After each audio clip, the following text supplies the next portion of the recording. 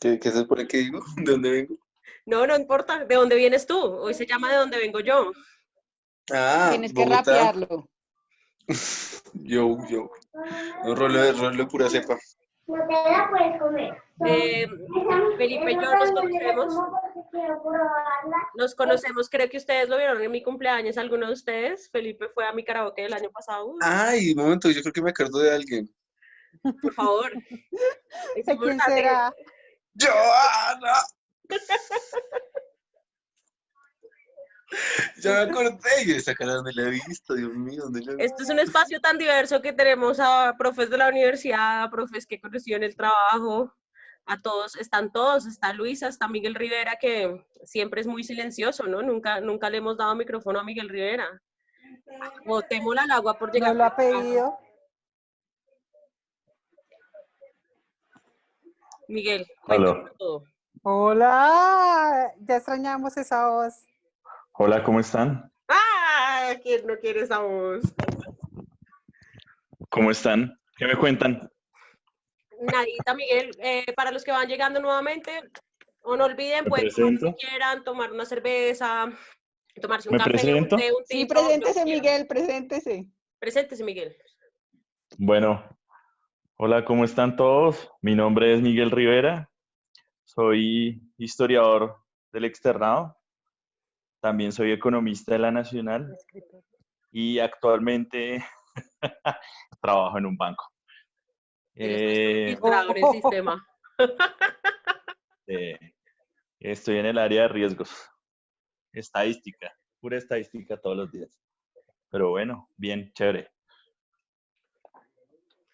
Bueno, ¿Y por qué no he hablado? Ah, es que no sé. Fue que a veces suena, soy muy, no sé. Soy No, muy Miguel, dejemos así. soy muy Miguel Sí, y yo tal soy muy cual, Miguel, entonces no hablo. tal cual. Entonces me da como cosa. Ah, no, mentiras. No. Pero no, digamos, por ejemplo, el tema de la sesión pasada, no sé, no tenía muchos argumentos ni para refutar, ni para nada más, entonces me dio como pena. para los que se conectan por primera vez, hemos tenido diferentes temas. El primero que tuvimos era manejar el tema, ¿cómo se llamaba nuestra sesión primera, Jeffrey, que estaba a cargo tuyo? Redefinir lo ñero desde la apropiación de ritmos como el hip hop. Después yo hice una sobre el reggaetón y género. La semana pasada tuvimos un espacio en donde discutimos sobre masculinidades y nuevas masculinidades. Y pues hoy queríamos creo que es la sesión más relajada que vamos a hacer, el formato va a ser más tranquilo, en donde vamos a contarles cómo fue cuando en uno de los tantos viajes, como 2 o 3 viajes hemos hecho tú y yo juntos, o 2 creo, con Jeffrey, de cómo fue nuestra experiencia viajando al Chocó y cómo nuestras cabecitas historiadoras nunca se apagaron en ese viaje al Chocó. Pero pues obviamente esta noche es una sesión relajada, pero vamos a tocar varios temas. Ya son las 8 en punto, esperamos 5 minuticos más. ¿Quién se quiere lanzar al agua también? La profe. A la profe ya habló. Caro que siempre se conecta y nunca habla. Vamos, la voy a echar al agua. La voy a echar al agua. Buenas noches, Carolina. ¡Qué porquería! Así soy yo, así soy yo. ¿Me vas a echar al agua con qué? ¿Cómo es la vaina? No, salúdanos, es que llegaste temprano, entonces estamos aprovechando Ok, para bueno, pues charlar, hola chicos. para A los que me chismosear. conocen, hola. A los que no me conocen, pues hola también. Me encanta este espacio realmente. Yo intenté en alguna época de mi vida ser historiadora, no lo logré, ahora soy licenciada en ciencias sociales. No me dedico a eso, entonces para mí estos espacios son maravillosos porque me dedico a una cosa completamente distinta. Además, pues a pesar de estar en el ámbito como de la educación y todo esto, pues no. Entonces disfruto estos espacios, así que me seguiré conectando. Gracias. Bueno, pues ya. Contar contigo, tú fuiste nuestro primer viaje de todos juntos, así que si tienes fotos por ahí guardadas, no las vayas a mostrar esta noche, por favor. Es verdad. el Congreso de Historia en Bucaramanga, ¿no? Yo creo, tal vez. Éramos jóvenes y bellos. Seguimos siendo bellos, pero no tan Tengo jóvenes. fotos, claro que tengo fotos. Seguimos siendo jóvenes y seguimos siendo bellos o bellas.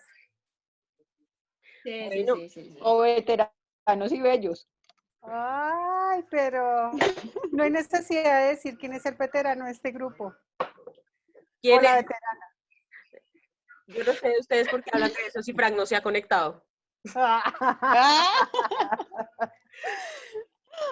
Hola chicas, yo creo que ya todos somos veteranos a esta altura. Gracias, Oh, María. María, Y María con su voz de consentida. especial esta noche.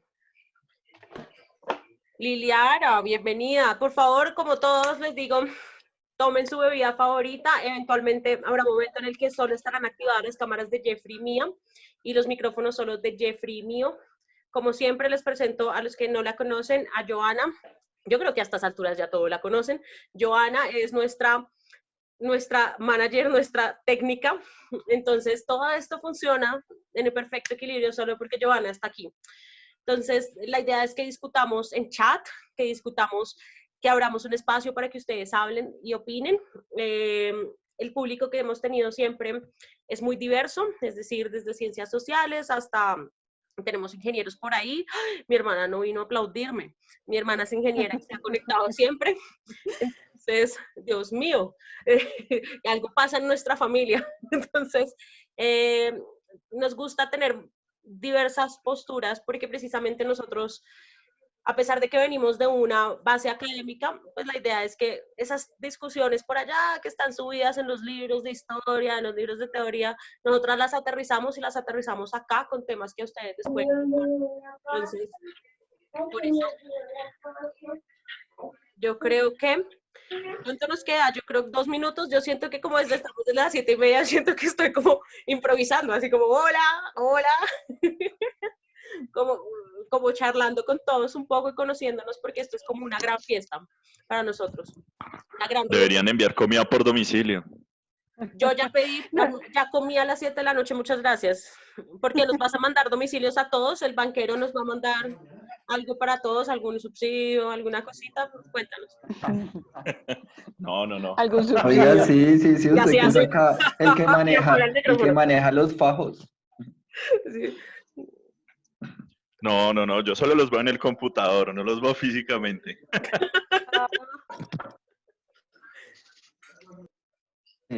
Ush. Yo quiero empanadas, la verdad. Hoy mi vecina me trajo empanadas, ¿pueden creerlo? Y yo, Sí, en tu estado. Oiga, Bueno, ¿sabes? no Yo sé. sí es que tengo ganas. Ya tengo ganas de una lechona, no sé por qué se me metió como con arroz y cuerito. sin arroz, hay tolimenses acá, no, Jeffer no vino. No, la bogotana con arroz, pero se quita. Que quede Las como dos son con buenas, pelita. las dos son buenas, las dos son buenas. Ja. Un tolimense no se estaría desconectando acá en este momento. ¿Listo, Joana? Pero las empanadas sí son buena idea. Todos extrañamos Uy, las empanadas. sí, total. Que día hicimos empanadas acá en la casa y quedaron bacanas. No, yo todavía no llego a las Mi empanadas. mamá nos dio la receta. Bueno, Bueno, Joana chicos, Lindo. nos está haciendo la seña. Joana, acuérdense que es la mala del paseo. Entonces, ahí donde me ven, soy la mala del paseo. Bueno, chicos, ya son las 8:05. Ya muchos hemos estado desde temprano, entonces ya no esperamos más. Iniciamos la sesión de hoy.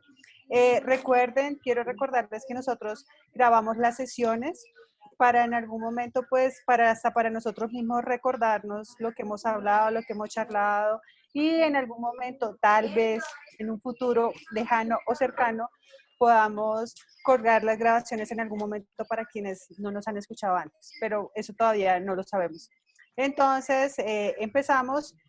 Gracias por asistir, gracias por venir y espero que disfruten todos esta magnífica noche. Creo que no hay luna, la verdad no he visto, pero... es que no estamos en la calle. Entonces, Jeffrey, que corra video, que Joana nos ponga el video que queríamos, la mitadcita. ¿No se puede? ¿No sabemos? Bueno, no importa. ¿No se pudo en los videos? Ay, qué mal. Bueno, no importa. Voy a intentar ponerlos en mi televisor. Ya voy.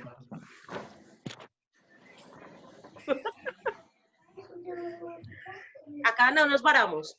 Jeffrey, danos un inicio a esta sesión. ¿Cómo se llama esta sesión, Jeffrey?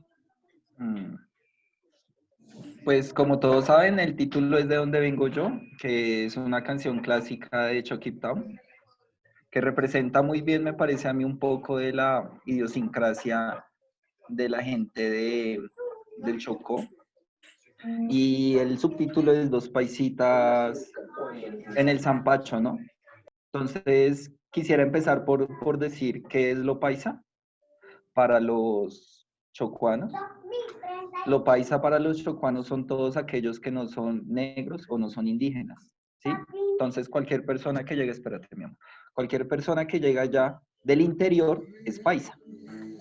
¿Y por qué paisa? Porque pues realmente, en términos geográficos, el Chocó está con Risaralda y con Antioquia, y en términos culturales, digamos, el universo paisa ejerce una gran influencia sobre las comunidades negras y las comunidades indígenas. Como a muchos nos pasa, la gente de las provincias ven a la gente del interior como el modelo de progreso, ¿no? Y en estas periferias, en el Chocó, pues obviamente el modelo de progreso pues es el paisa, ¿no? El paisa tramador, el paisa negociante, el paisa comerciante, el paisa que lleva el progreso. Y los paisas son los dueños de la mayoría de locales comerciales y restaurantes y panaderías en el Chocó. Y pues yo hablo por el Chocó, que es el lugar que conozco, que he ido varias veces, entonces por eso el término paisa, ¿no? Los paisas son todos los que no son negros o no son indígenas. Y pues en este caso, pues Jeffrey y yo de paisas no tenemos nada, de pronto yo tengo el apellido, pero soy de Bogotá, pero lo primero que nos decían a nosotros cuando estábamos en el Chocó, obviamente era como, ay, los paisitas. Entonces, eso era como, a eso quería hacer referencia al título. Que cuando uno vaya, empiezan a preguntar quiénes son, o sea, que si somos paisas. Entonces, Jeffrey, cuéntanos, esta aventura empezó antes de que María por ahí está, María es nuestra invitada especial esta noche. ¿Dónde está María? No sé si se quiere dejar ver, pero eventualmente le vamos a dar el micrófono. Pero esta historia empezó en el 2011 conmigo, pero Jeffrey ya conocía el Chocó. Cuéntanos, Jeffrey, ¿tú por qué resultaste en el Chocó?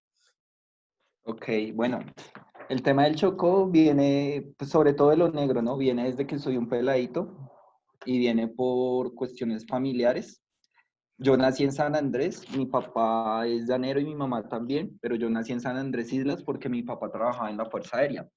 Él era militar y terminó pensionado en la Fuerza Aérea. Y en esos ires y venires de los militares, pues yo nací en la base de San Andrés. Y en mi casa nunca hubo prejuicios ni malos comentarios hacia la gente negra, hacia la gente afro, ¿sí? Antes, mi mamá y mi papá les encantaba la cultura y la energía de la gente raizal o la gente isleña para el caso de San Andrés, ¿no? Mi mamá me comentaba a mí que ella no le gustaba andar con la gente del interior allá en la base, sino que le gustaba estar con las isleñas, que las isleñas eran muy amables, que las isleñas eran una chimba, que las isleñas le enseñaban a cocinar cosas súper deliciosas y que sobre todo eran grandes personas, muy honestas, muy sencillas y muy dadas como a crear relaciones con las otras personas, ¿sí? Después nos fuimos a vivir a Barranquilla y en Barranquilla, eso fue el año 90 más o menos, en Barranquilla, donde vivíamos también habían personas afrocaribeñas, ¿no? Entonces ahí conocí la champeta, cuando la champeta era un ritmo supremamente marginal y estereotipado y perseguido también, porque también lo persiguieron. Y entonces desde allá viene mi relación con lo negro y mi interés por lo negro, después el hip hop, bueno, y otro montón de cosas. Y en la universidad, pues mi tesis fue efectivamente sobre el mundo del Chocó, el mundo del Pacífico, la reconfiguración territorial del Chocó a partir del encuentro entre indígenas esclavizados y españoles en el siglo XVIII, pues en lo que se conoce actualmente como el Chocó. Entonces esa es mi relación con el territorio, que para mí marcó un antes y un después en mi vida profesional y personal, porque la primera vez que fui quedé muy impactado, tanto por lo bueno como por lo malo, ¿no? Porque pues es el contraste, ¿no? Mucha riqueza, pero a lo último también mucha pobreza. Mucha riqueza cultural, mucha riqueza natural, mucha energía de las personas. Y yo digo que a las personas les puede pasar dos cosas con el Chocó la primera vez que van allá, o pueden decir no quiero volver nunca más acá, o quedan supremamente enamorados y quieren volver muchas veces. Yo he ido 4 veces, creo, 4 veces, sí, 4 veces al Chocó, las 3 primeras con mis amigos de la universidad, con Dayan, con Robert, sobre todo, que fue el que hice los viajes. Robert es un gran amigo mío, mi mejor amigo de la universidad, y con él viajamos por el Atrato, conocimos el Urabá chocuano, que es toda la parte de Triganá y tal, y estuvimos en muchas comunidades sobre el río Atrato, tanto en el medio como en el bajo Atrato. Entonces fue una experiencia maravillosa. También estuvimos en Bojayá en el año 2009, cuando muchos años después de la masacre, y ahí estuvimos con las misioneras agustinas que cumplieron un papel fundamental con toda la lógica de denuncia de derechos humanos y defensa de los territorios, papel que también hay que resaltarle a la Iglesia Católica, ya que cumple un papel tremendo, un papel social tremendo. Son de la lógica de la teología de la liberación y tal, y hacen un papel fundamental allá junto con las comunidades indígenas y afro. Y básicamente esa es mi relación con el Chocó y con lo negro, sobre todo, más que con el Chocó, es con lo negro. Me encanta toda la historia de la diáspora africana en América, tanto de Norteamérica como de Suramérica. Bueno, me encanta todo lo relacionado con la historia de los negros acá en América. Y escucho hip hop, obviamente, que fue una de mis fuentes principales para acercarme a lo negro. Y ya. Entonces, este es el momento en el que entro yo. Yo no sé si María quiera dejarse ver un rato, pero yo me acuerdo que en el 2011 más o menos, ¿cuánto fue? 9 años. De repente, Jeffrey, a finales de septiembre, me llamó un día a la casa. ¿Qué hubo, Jan? Le acabo de decir a María que nos vayamos ya, mañana mismo para el Chocó. Y yo como, estábamos a final de semestre, teníamos una exposición el siguiente miércoles de la tesis, y yo llamé a María, yo no me voy a embarcar en esto hasta que María no me confirme que ella sí iba a ir. O sea, si nos vamos a poner de acuerdo, nos ponemos de acuerdo todos. Entonces, nosotros pues, al final se decidió y al día siguiente estamos viajando. Yo me acuerdo, a mí me parece muy chévere pensar en el viaje al Chocó porque yo nunca he sido una persona viajera, o tal vez sí, pero nunca como que he pensado en invertir mis recursos en ciertos viajes. Y ese viaje, yo me acuerdo que yo tenía un trabajo muy, muy simple los fines de semana, y fue como, Jeffrey me dijo, levántese 200 lucas, y nos vamos, como 250. Y yo sé dónde nos quedamos, no, fue más, yo creo que fue más, pero quién sabe, ya no me acuerdo. Pero el punto es que fue arrancado el viaje. Y yo me acuerdo que yo ni siquiera sabía que era el Zampacho. Yo solo sé que yo me estaba pegando un viaje con un amigo de la universidad, con el que seguramente iba a estar 5 días en los que me iban a emborrachar. Pero no contaba con que eran 2 días viajando, 2 días en Quibdó, 2 días devolviéndolos. Entonces, todo fue una aventura desde el primer momento en el que llegamos al terminal de Bogotá. Y en el terminal de Bogotá, primero, pues Jeffrey ya sabía, y sabía que uno cogía un bus que lo llevara, o sea, un bus directo, y que ese bus iba Bogotá, Pereira, Pereira, Quibdó. E incluso yo me acuerdo que nos encontramos con un chico moreno, con un chico afro, que él se quería ir cómodo hasta Pereira en expreso bolivariano, y que después él pagaba el bus de Quibdó. Yo me acuerdo que Jeffrey me dijo, póngale cuidado que lo van a subir, va a pagar más, se va a ir con nosotros y lo van a subir al mismo bus que nosotros. Y efectivamente, este chico se llama Khalid, y fue muy especial porque nosotros viajamos de noche hasta Pereira, me acuerdo, y yo me acuerdo que yo había listado comida, ya le llevado frutas, todos ñoños, yo, ay no, este viaje tan largo, yo hice sándwiches, y como que también creo que llevábamos de tomar, María llevaba cosas de tomar, en fin, y yo me acuerdo que empezamos a hacernos amigas de este chico porque de repente él estaba tomando aguardiente, y nos empezó a rotar el trago. Y nosotros empezábamos a intercambiar comidas con él y su parche, que era otro chico.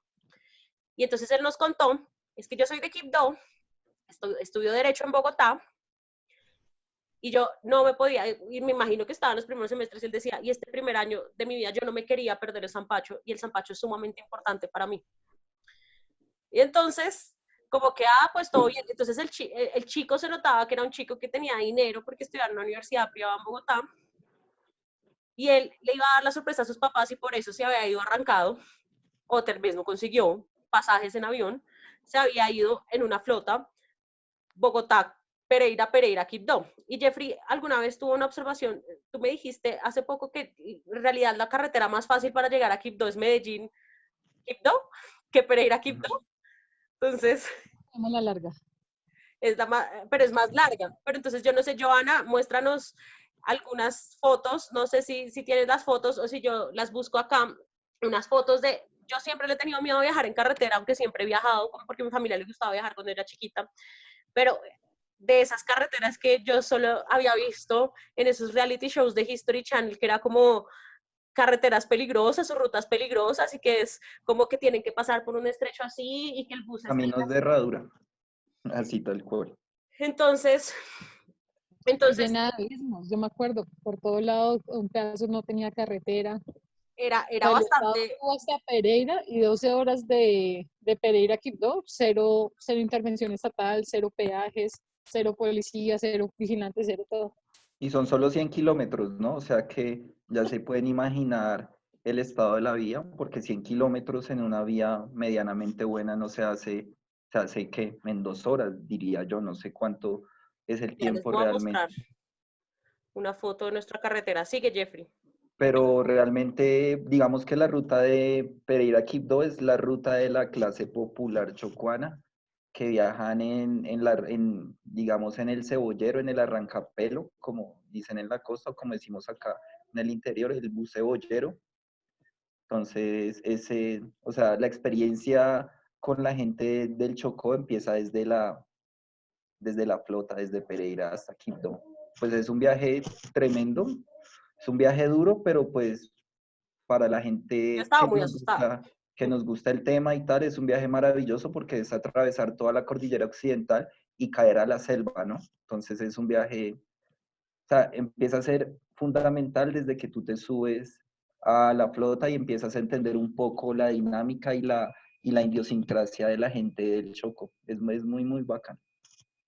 Entonces, al final, este viaje no fueron 2 paisitas yendo al Chocó, sino fueron 3, que fue nuestra amiga María, y los 3 nos embarcamos en esta aventura, en este tipo de carreteras. Acá no se puede ver la profundidad del asunto, pero como pueden ver, hay un tema de que hay una cinta que dice peligro y la cinta está totalmente, o sea, está vuelta nada porque efectivamente los buses pisan la cinta de peligro. ¿Ustedes están viendo la pantalla? Por favor, confírmenme las fotos. Sí, sí se ve. Sí se ve. Entonces, esto es lo que uno empieza a ver.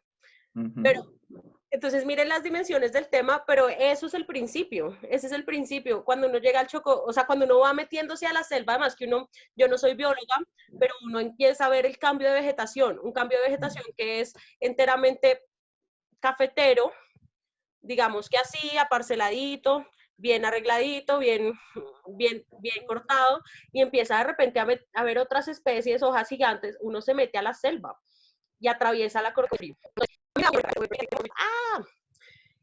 ¿Y fueron cuántas horas de viaje? Fueron como 12 horas. No, porque nosotros viajamos de noche y después llegamos en la mañana, en la madrugada a Pereira y después llegamos en la noche a Quibdó. llegamos en la noche a Quibdó. Entonces, sí. Casi 24 horas de Bogotá. Sí, total. Un día. Ese río que veían con piedra ahora ahí, es el mismo río, es el río San Juan, para con el territorio chocuano, tanto como la Trato, ¿no? Nacen dos en occidental y caen a la selva del Chocó. Digamos que la vida tanto indígena como afro gira en torno a las dinámicas que impone el río. Entonces, digamos que en el universo y en el imaginario de los negros y de los indígenas son uno solo, ¿no? Todo tiene una interconexión supremamente, yo diría que profunda, tanto los indios como los negros, su vida, y de alguna manera su espiritualidad también gira en torno a la relación con la naturaleza y con el río, que es la principal vía económica de asentamientos y la principal fluvial por donde se intercomunican todos los pueblos y los caseríos que hay sobre la selva del Chocó. Entonces, aquí es el momento en que María y yo, muy jóvenes y muy bellas, llegamos con de equipo, pasamos ahí al lado. Y estas nuestras caras de juventud, o sea, las fotos que van a ver son reales, y el meme que yo hice esta tarde que ustedes vieron, algunos se burlaron, es una foto real, solo que éramos más jóvenes. Entonces, pues esa es nuestra primera noche en Quibdó. No podíamos hacer nada, si había un ambiente de fiesta, pero no entendíamos la fiesta. No entendíamos la fiesta. Uy, perdón. Hasta que al día siguiente Jeffrey, perdón, subió, nos dijo, nosotros tenemos que ir a hablar con la arquidiócesis de Quibdó. Jeffrey, cuéntanos por qué con la arquidiócesis de Quibdó. Ok, sí, espérate, ya te doy el celular para que escuches música. Es que mi hijo está acá al lado, entonces Lo toca sabemos, negociar por todo Jeffrey. lado. Bueno, pues la diócesis de Quibdó es la que efectivamente lo puede meter a usar territorio, digamos, a las comunidades del Chocó, al río Atrato adentro, porque ellos son los que tienen una conexión y una comunicación directa con las comunidades. Y la Iglesia Católica tiene un gran respeto que se lo ha ganado a pulso trabajando de la mano de las comunidades negras e indígenas, respetando sus saberes, respetando sus tradiciones, respetando sus relaciones sociales también, que son muy importantes allá. Entonces, hay una diócesis, hay una pastoral afro y hay una pastoral indígena. Entonces, la primera vez que yo me fui con mi amigo, con Robert, y realmente nosotros no conocíamos a nadie. Yo estaba haciendo mi tesis y estaba en el archivo de Popayán consultando unas fuentes, y de ahí me iba para Quibdó. Yo me encontré con Robert en Pereira, y de ahí cogimos la flota para Quibdó y llegamos a tocar puertas realmente, porque eso fue lo que hicimos. Llegamos a tocar puertas, llegamos a la diócesis de Quibdó y dijimos que pues lo que estábamos haciendo, ¿no? Que queríamos hacer esto y tal, y pues llegamos con la mejor actitud, la mejor energía, y pues nos fue bien, menos mal, y nos copiaron. Entonces ahí conocimos al padre de la pastoral afro, que se llamaba en ese momento el padre Sterling, y le dijimos lo que queríamos hacer, bla, bla, bla, le echamos la parla, y no, terminamos creando una relación de compañerismo y amistad muy interesante, no solo con él, sino después con las misioneras agustinas que vivieron la masacre de Bojayá en el 2002 y que han estado con la comunidad de Bojayá por más de 30, 40 años. Entonces, realmente así fue que empezamos a crear las relaciones en el Chocó. Fue de la nada, fue como tocando puertas. Nos hubieran dicho que no y pues igual algo nos hubiéramos tenido que inventar, pero pues menos mal nos fue bien, y ahí abrimos muy buenos contactos que después me permitieron a mí conocer zonas muy duras donde uno no puede entrar si no va referenciado con la iglesia, como es el mismo Bojayá, Beté, Río Sucio, que es un pueblo en el Bajo Atrato supremamente duro, caliente por el tema del conflicto armado, donde hay mucho paramilitarismo, donde hay muchos intereses económicos fuertes relacionados con la explotación de recursos naturales. Entonces, gracias a la iglesia, pudimos llegar a todas esas comunidades y conocer a la gente de allá, y pues tener una experiencia personal y profesional muy enriquecedora y muy interesante. Y pues a mí me encanta la naturaleza, me encantan las montañas, me encanta el agua. Entonces, para mí era como estar alucinando en otro lugar, ¿no? Porque yo recuerdo mucho una frase de un antropólogo, uno de los pioneros de la antropología en Colombia, pero que es supremamente marginal porque es negro. Entonces ahí ya empieza una carga racista muy fuerte frente a lo negro que siempre ha existido, que se llama Rogelio Velázquez, y él decía que acá termina Colombia, allá termina Colombia y acá empieza el Chocó. Se refería allá a la cordillera que uno atraviesa, allá termina Colombia y acá empieza el Chocó. Literalmente es como entrar a otro mundo, a otro ritmo, a otro tiempo y a otra dinámica. Entonces es un lugar que, si tienen la oportunidad alguna vez de ir a un lugar, vayan al Chocó y conozcan lo que realmente es un lugar bellísimo, maravilloso, no solo por el tema natural, sino por la gente que, a pesar de todas las dificultades que ha vivido los últimos 30, 40 años por el tema del conflicto armado, sigue guardando como esa ingenuidad y esa honestidad propia. Ingenuidad no lo digo en el mal sentido de la palabra, sino como reafirmando ese tipo de valores de abrirle la puerta a las personas, ¿sí? Que llegan con Como muy buena Khalid. energía, ajá, y los tratan de igual a igual sin la jerarquía que ejercen, por ejemplo, los paisas en el Chocó, que siguen viendo lastimosamente al negro como lo veían en la época de la colonia y la esclavitud, ¿no?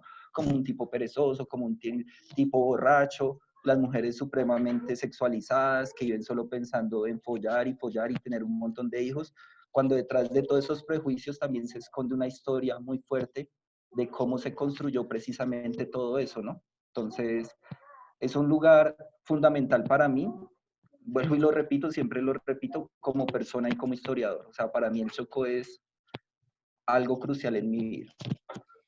Y bueno, lo más interesante fue conocer al padre Sterling porque además nos abrió la puerta y yo siento que cuando a ti te abren la puerta de ciertas comunidades que pueden ser, o sea, que pueden manejar información delicada sobre víctimas, sobre cosas del conflicto y que que te abran la puerta, pues para uno es como, o sea, no te preguntaron ustedes qué hacen acá, qué quieren. Por supuesto, conocían a Jeffrey, pero pues yo siento que también eso es un ser, pues lo digo yo, desde la bogotanidad y demás. Nosotros los bogotanos somos más cerrados. ¿Usted qué quiere? ¿Quién necesita? Entonces, el padre Sterling primero nos llevó a un restaurante de mujeres cabeza de hogar y nos probamos varios platos del Pacífico que nos parecieron deliciosos. María, ¿tú qué comiste? Arroz, un arroz naranja, espérame, me acuerdo de El arroz ese plato. naranja. El arroz con longaniza, ¿te gustó? Arroz con longaniza, exactamente, ese comí yo así. El arroz con longaniza ha sido el plato más delicioso que yo he comido. El arroz, o sea, no hay arroz con pollo, no hay arroz atollado, no hay arroz de nada en mi vida. Ya me gustan los arroces que yo haya disfrutado tanto en mi vida como un arroz con longaniza. Y porque es especial del Chocó. Y entonces empezamos a entender, y el padre Sterling empezó a explicarnos un poco de qué trataba el Zampacho.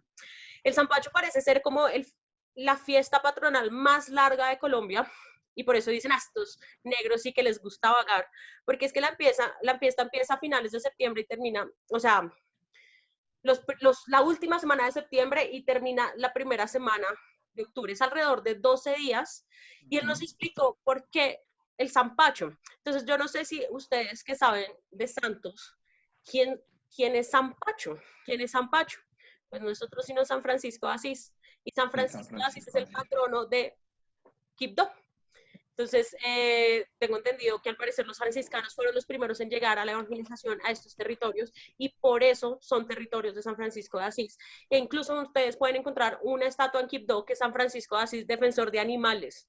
Los animalistas siempre citan a San Francisco de Asís para decir que no hay que torturar animales, que no hay que comérselos, que no hay, y todo lo que venga detrás del maltrato animal. Además, es una fiesta supremamente antigua, ¿no? Es del siglo XVII, particularmente de mediados. Sí. En los archivos históricos datan la primera fiesta de más o menos 1650, no sé. Y la primera fiesta es sobre el río Atrato. Entonces, donde se lleva al santo y ta. Entonces, es una fiesta que tiene, no sé, 300, 400 años y además es patrimonio inmaterial de la humanidad, ¿no?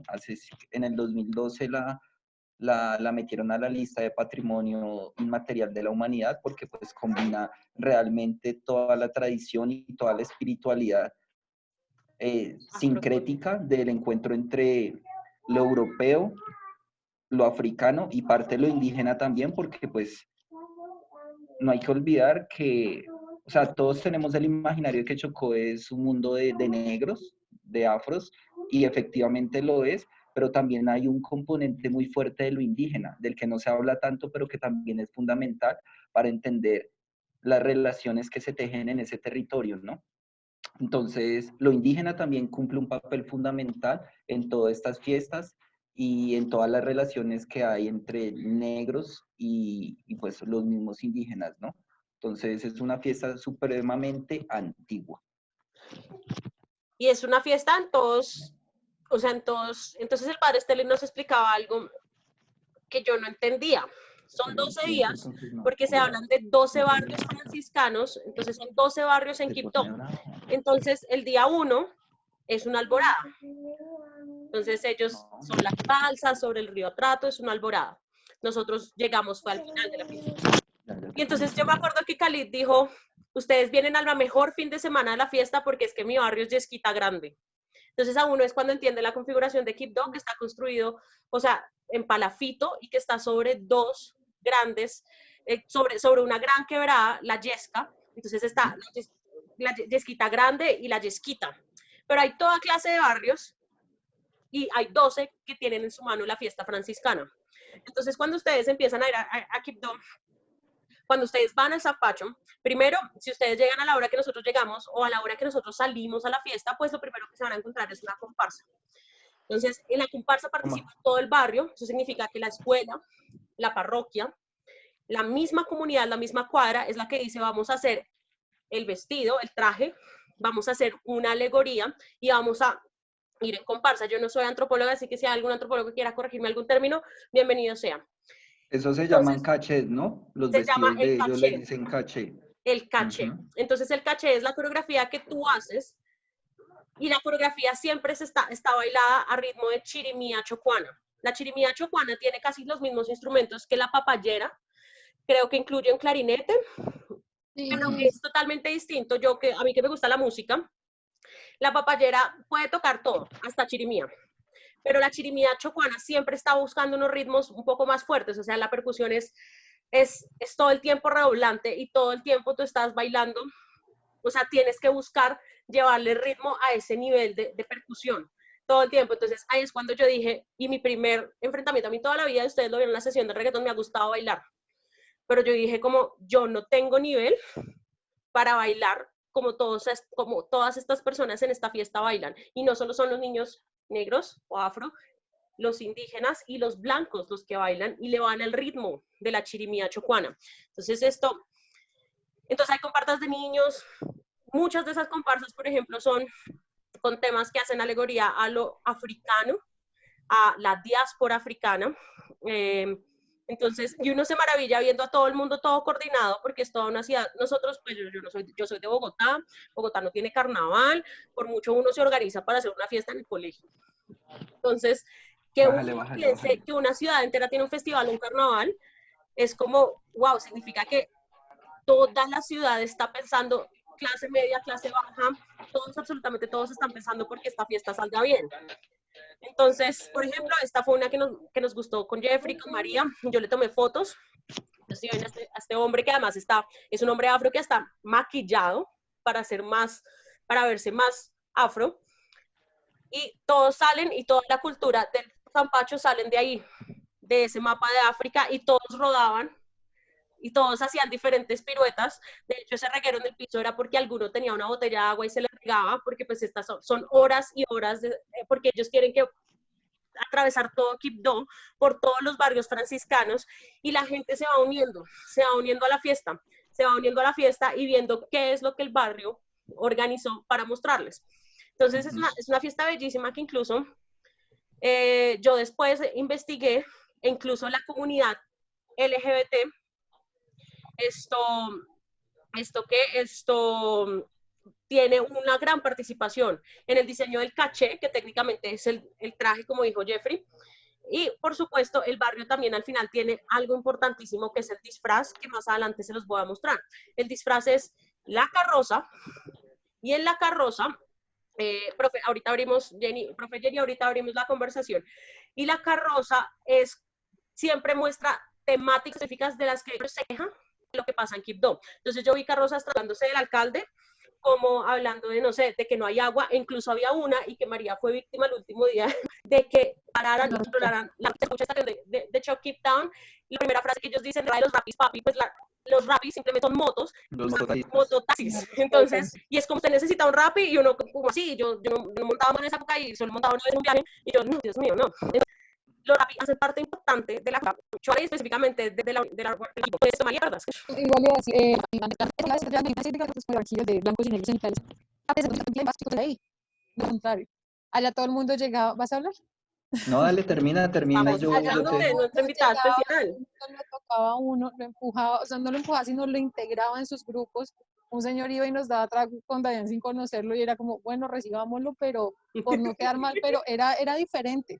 O sea, todo el mundo quería estar con uno y quería estar participando. Eso me pareció muy chévere, que es la misma amabilidad, o sea, o integración que tienen propiamente en cripto. Sí. Ok, yo quiero ya como para parar ahí y empezar a hablar con todos los invitados y las invitadas, agregar que la mayoría, no, todos los carnavales son de extracción popular, ¿no? Y responden a unas lógicas de marginalidad muy fuertes, no solo acá en Colombia, sino realmente en América Latina, ¿no? Que está muy ligado con el tema indígena o con el tema africano.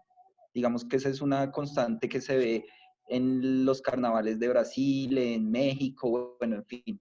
Creería que en la mayoría de países latinoamericanos. Y para mí la fiesta del Zampacho es una fiesta supremamente popular, ¿sí? O sea, eso es una fiesta del pueblo realmente, como en algún tiempo lo fue el Carnaval de Barranquilla, pero ya cuando vieron que realmente el Caribe se podía vender al interior y al extranjero por el medio del Carnaval de Barranquilla, pues de alguna manera volvieron muy élite el carnaval y ahorita solo en el carnaval los mejores palcos y eso va la rosca del interior, ¿no? La élite del interior, la farándula y bla, bla, bla. De alguna manera chocó por su marginalidad, por estar en la periferia del país, de la Colombia andina desarrollada, pues todavía guarda esa fuerza popular y de pueblo negro que se siente por todos lados, ¿no? Entonces, como para cerrar, yo aportaría eso y pues ya empezar como a hablar, que yo he visto por ahí también en el chat buenos comentarios, no sé, Johanna, que tenga para decirnos, pero pues Voy a dejamos explicar hasta ahí para no rápidamente, hablar más. voy a explicar Dale, dale. rápidamente el cierre como para que entiendan también la dinámica de cómo cambian de barrio a barrio. Entonces, bueno, por ejemplo, un ejemplo claro que Jeffrey estaba diciendo, aquí está la carroza de Vanessa Mendoza, es que se llamaba la señorita Colombia que ganó, fue la primera corona del Chocó, y ella tenía esta carroza y regalaba productos del pelo porque hace productos para el pelo afro. Pero pues, aquí está. Entonces, ¿qué pasa con el Zampacho? Entonces, al final del día, al final de cada comparsa, viene el boom de Zampachero, que fue yo no sé si los que hayan viajado, si esto lo han visto en algún carnaval, en algún lugar, pero este es el boom de Zampachero y les voy a mostrar, es un video de 20 segundos en donde todo el mundo se junta con todo el mundo, no importa quién es quién, pero es el baile y es el sabor y es el cuerpo mismo, todos estamos bailando, estamos sintiendo, y yo quiero decirlo, yo soy muy bailarina y no me gusta que me toquen, o sea, yo soy como para allá, eche para allá, y yo en ese bunde, ¿se ve? ¿Se oye? Ahí se ve la imagen, sí. Entonces,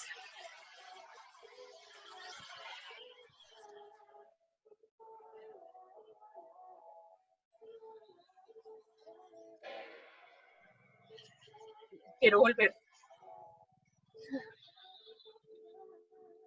Y en un bus de Zampachero fue que nos volvimos a encontrar a nuestro amigo del bus Khalid y nos empezó a dar trago. Y en la noche el barrio organiza una verbena popular y cada barrio ofrece la comida y él nos llevó esa noche a su barrio y el papá dijo, los amigos de mi hijo son mis amigos y no son, ya nos conocíamos por menos de 24 horas y el señor nos gastó trago y nos dio comida.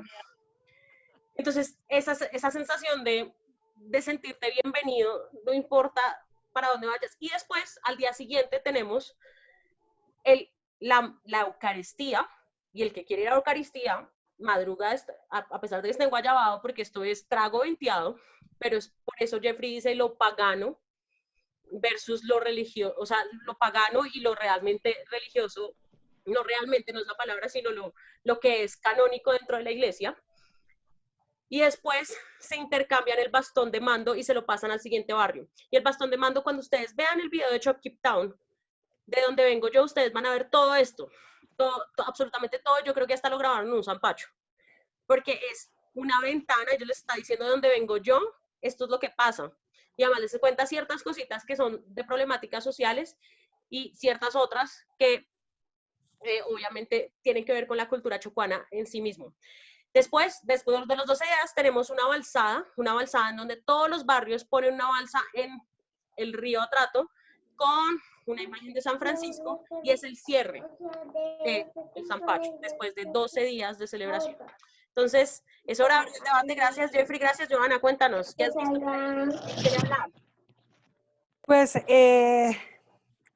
varios comentarios interesantes. Por ejemplo, Andrés nos comentaba, yo inicié conversación por el chat y o las preguntas como si alguno había conocido, había ido a alguna fiesta afro o ido a alguna actividad afro, y pues la verdad el chat estuvo muy callado, como que es muy poco también la relación que se tiene también con lo afro. Yo les comentaba, por ejemplo, en el chat que mi hija la primera vez que vio, mi hija mayor la primera vez que vio a un hombre afro, pero era azul, su piel era muy azul, era muy negro, ella se asombraba y ella tenía como 3 o 4 años y ella lo miraba y lo miraba uno como, ¿qué es eso? Pero claro, es el asombro de ver lo extraño y eso es lo que uno más o menos va viendo en el chat, o sea, que lo extraño es casi siempre lo que nos une a veces a lo afro, o sea, que hay una cosa ahí con los afros y también hasta con lo indígena, que es como, sabemos que somos una comunidad, somos colombianos, pero creo que no sabemos mucho de ellos, ni participamos tampoco mucho en sus fiestas, como un poco lo que está pasando con esta fiesta de San Pacho. No, pues como se dieron cuenta, la profesora Jenny, a mí también me gustaría que Andrés nos contara un poco sobre su experiencia porque tiene unos familiares que son afro.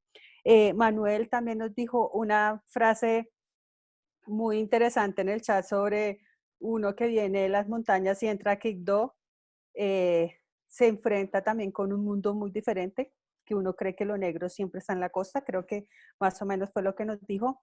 Y pues la profesora Jenny Pilar, PSI Pilar, también nos dijo que más o menos querían intervenir. Entonces vamos con Andrés, creo que está como iPhone Andrés, Manuel Fernández, la profesora Jenny, y está como PSI Pilar, como iríamos hablando. Bueno, nada, muy interesante la exposición, sobre todo como el contexto.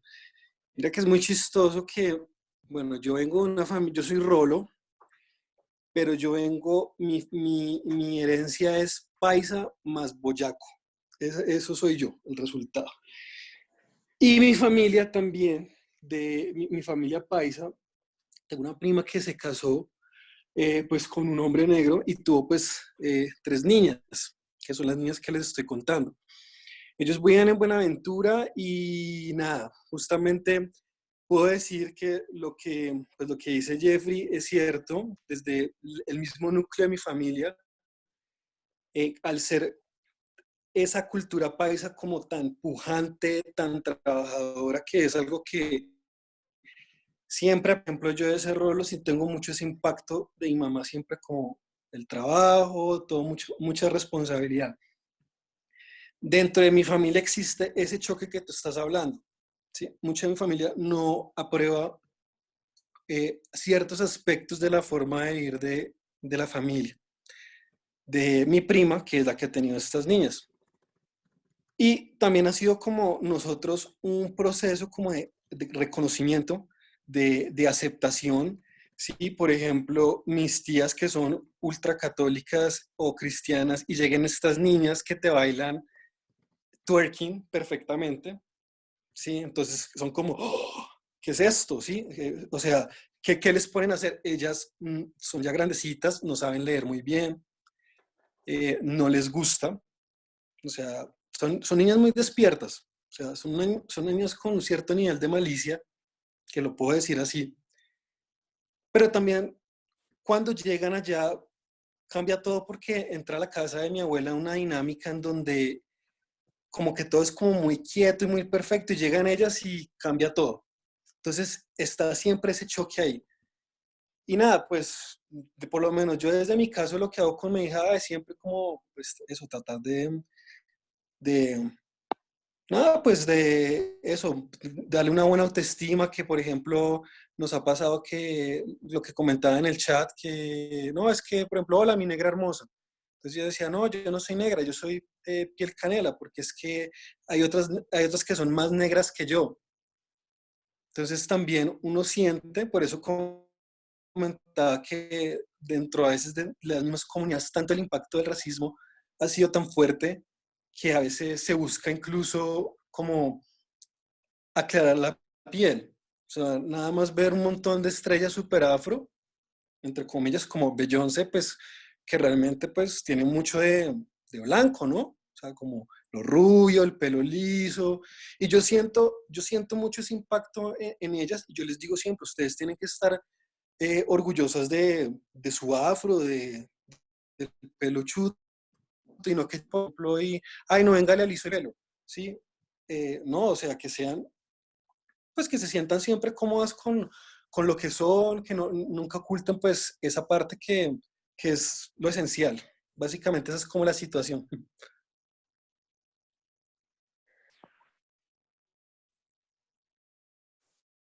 Gracias, Andrés.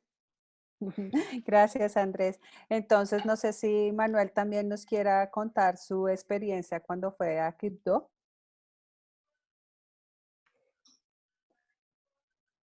Manuel.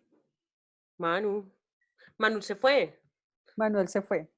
Manuel no está. Él es una M grande. Entonces, Después sigue sería, la profe Ayola, la profe Jenny.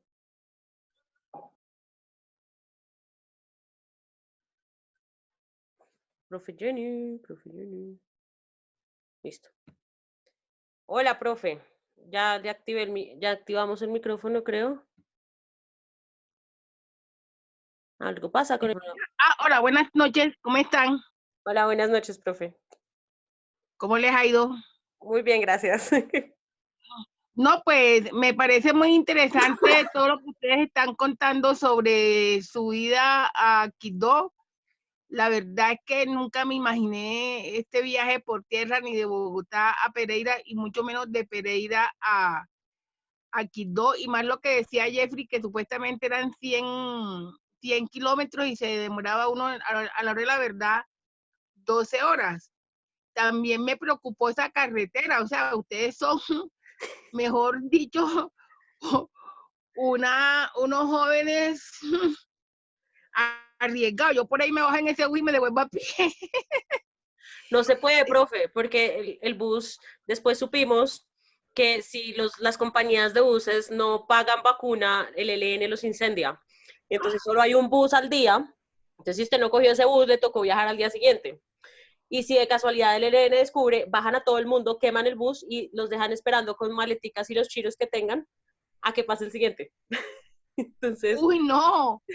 O sea, eso que ustedes están contando de su viaje allá, eso no se consigue en ningún libro ni en internet.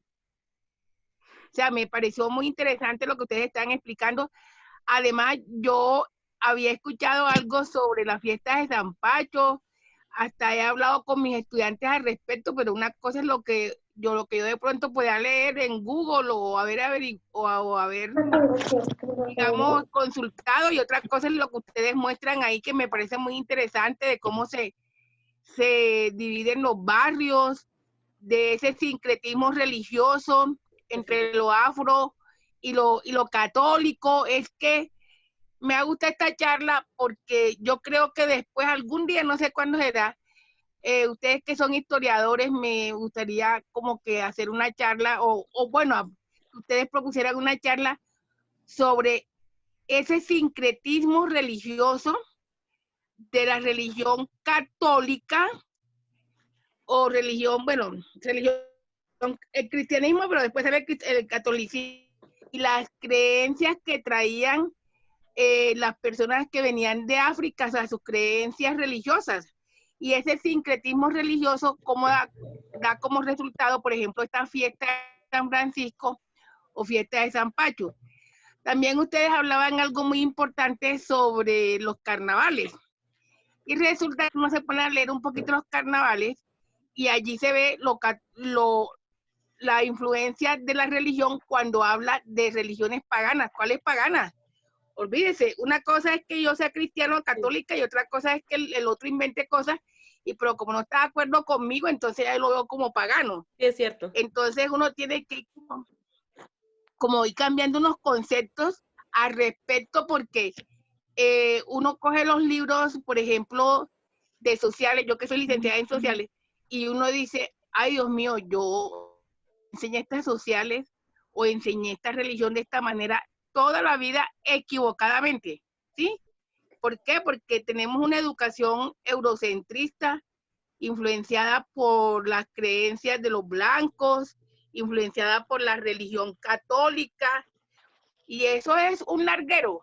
Pero bueno, gracias por haberme invitado a esta reunión, porque de verdad uno aprende de ustedes y también desaprende. Pero muy interesante lo que ustedes están contándonos ahí, me parece muy chévere. Gracias por dejarme participar, son muy amables. Gracias, profe. Creo que seguía Pilar, dice ahí, sí. Buenas noches. Hola. No tuve el tiempo para presentarme cuando empezó la reunión. No hay problema. Hoy por el estado de Jeffrey, que siempre publicaba en el estado, y yo al día siguiente veía que me perdía algo bueno y yo dije, pero esto como carnaveleando, y eso me pareció como raro, porque normalmente Zoom es como de cosas como muy estructuradas, como muy de conferencia. Yo soy psicóloga y he trabajado en muchos momentos en comunidad vulnerable y me he tenido que ir al monte, y sé lo que cuando le dicen a uno, si ves, sí, Cuallado, esa casita que se ve allá arriba, y uno dice, sí, ahí se ve, pero allá no hay quien la lleve. Entonces ahí empieza uno a entender, cuando uno llega a comunidad como las de Chocó, yo no he tenido la oportunidad de llegar exactamente hasta ahí, pero he estado en algunas cercanías. Y el hecho es que cuando uno le dicen, ¿y cuántos morrales lleva? El cuántos morrales lleva es cuántos burros va a tener, o bestias, o mulas va a tener que alquilar por maletín y con la persona. O sea, si usted lleva 3 morrales o 3 maletas, son 4 bestias que uno tiene que entrar. Y literal, ¿cómo es un terreno tan rico y al mismo tiempo con una sociedad cultural en donde los vicios políticos hunden un lugar que realmente tiene todo para estar inclusive mejor que Bogotá? Pero cuando uno siente esa idiosincrasia tan bonita, porque ellos son las personas de comunidad en serio, que todos hemos tenido alguna oportunidad de compartir, o por una investigación, o por la universidad, o por un trabajo de campo, o porque a uno le gusta mucho, que te abren a ti como si tú fueras miembro de la casa. Es un honor. O sea, y uno a veces hasta piensa, se están quitando el pan de la boca, y decirles no, me está despreciando. Entonces uno está todo el tiempo en el chip de si quiero y no quiero, y aprender de todo lo ancestral, la arbolaria, el manejo de los niños, la psicología simple, que uno a veces dice, los que estamos en la ciudad somos los que estamos al revés. Por ejemplo, con esta situación de la pandemia, yo decía, el que está en el campo tiene el pan, coger ahí, quiero hoy una yuca, va y se la saca. Hoy quiero ñame, va y se... El vecino, mire, la vaquita no me dio leche, tenga 3 litros para sus chinos. Aquí vaya uno, haga alcarulla, ¿será que me regala una tacita de azúcar? O sea, esta experiencia, y además creo que me he perdido de un montón de actividades de ustedes de Zoom, pero es que me daba como pena, sino que yo le escribo ya a Jeffrey, por favor, yo quiero saber en qué andan. Lo que pasa es que por la hora yo también no lo había visto tan viable, porque esta hora ya suele estar en modo noticiero. Pero lo agradezco porque me reconectaron las experiencias, porque ya para cerrar la reflexión, después de que empezó la famosa firma de la paz, que amén, amén, yo decidí no volver a trabajos comunitarios ni a meterme en ONGs, porque también, así como hay trabajos muy bonitos en ONGs, el único día que le dicen a uno doctora o psicóloga es el día que usted firma. Para el día hasta que le dan la certificación es la señora esa. Entonces entré en shock, porque yo sé que muchas de las cosas, cuando uno va como profesional en formación, o ya culminado el proceso, o para conocer las comunidades, uno sabe que la realidad que le venden en la televisión, o que supuestamente están ayudando, en la realidad se da de unas maneras de diversificación, que la iglesia es un apoyo increíble, y que que allá uno tienes que quitarse a uno el chip de que uno es el doctor. O sea, de hecho, El en mi ateo. trabajo regular, yo nunca digo que soy psicóloga. Yo digo, no, yo soy Pili, Pililú. De hecho, cuando yo conocí a Jeffrey, yo entré como, oye, yo soy la tía de un estudiante de aquí. Y le apoyé alguna vez una actividad que él hizo en un cinearte, porque, bueno, hicimos como un trato de que yo podía dar una experiencia personal frente a una película que él propuso. Y pienso que todas las ganancias que hay en un grupo como este, porque él dijo, no, intégrate que va a ser súper bacano. Normalmente uno no, va a intervenir el doctor, no sé qué, que haga cremenata. No, acá todos estamos de igual a igual. Entonces me ¿Algún pareció médico por acá? ver fotos bonitos, muy bonito. Muchas gracias. Es interesante también ese papel de la iglesia, en el sentido de que también cuando uno está en un espacio académico hay un momento en que es como somos ateos, no creemos nada de lo que hace la iglesia y los curas son lo peor. Y cuando uno va a estas comunidades, porque la segunda vez yo he ido 2 veces al Chocó, después de esta volví en el 2016 y fui con una misión jesuita. Y fue otro viaje porque sí fue conocer no la ciudad, sino la ruralidad. Ustedes me están viendo, se me paró la cámara. Una ruralidad, es increíble, minería, no ruralidad, ni siquiera minería, es decir, de que acá no puede tomar fotos porque que tú vas y buscas en Google Maps y todo está censurado en un lugar en el que yo nunca supe en el mapa cuál era, pero con un sacerdote que honestamente me parecía que no era tan querido y tan amable como el padre Sterling, que nos abrió la puerta, que nos quería hacer quedar, que nos iba a conseguir colchonetas, que si no tienen más para el hotel. El gran debate era que teníamos una exposición de la tesis en 15 días, Robert, lo confesamos, nos escapamos del área. Entonces, nosotros al final quisimos tanto y apreciamos tanto al padre Sterling que yo todavía tengo el correo de él y lo tengo en Facebook. Entonces, pero cuando yo vi al otro padre en el 2016 era como, ay no, era una Semana Santa y fue como, ay no, yo no sé, acá me han llegado llantos de que en todas las comunidades que hay unos señores armados, eso es pura mentira porque eso empieza como un chisme y eso baja por el río y eso es pura mentira. Y cuando tú te das cuenta, encuentras unas comunidades que si bien han sobrevivido o están mediando una situación de conflicto, a la vez están aprendiendo a ser comunidades que se están alejando de la minería ilegal. Entonces, en efecto, uno ve los ríos secos, o sea que para un ambientalista esto es la ruptura del corazón total.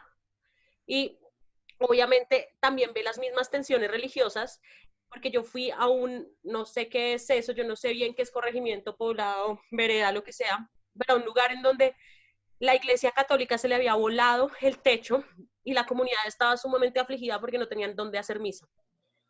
Y la comunidad cristiana protestante tenían una iglesia preciosa que estaba bajo candado con instrumentos, con todo. Entonces yo sentía que el mismo padre, que ni siquiera estaba ahí, sino que iba los domingos a dar misa, era el que no permitía de pronto una mejor comunicación. Entonces yo la segunda vez que fui al Chocó no fue tan maravilloso, fue un choque cultural muy fuerte para mí, además que era una misión, los niños querían que les diéramos dulces y muñecos, y a mí ya esa sensación de sentirme un salvador, que eso es un término que es muy famoso en este momento, que es el white savior, el salvador blanco, como, yo voy a África y les voy a enseñar a los niños a escribir, pero yo voy a tomar una selfie.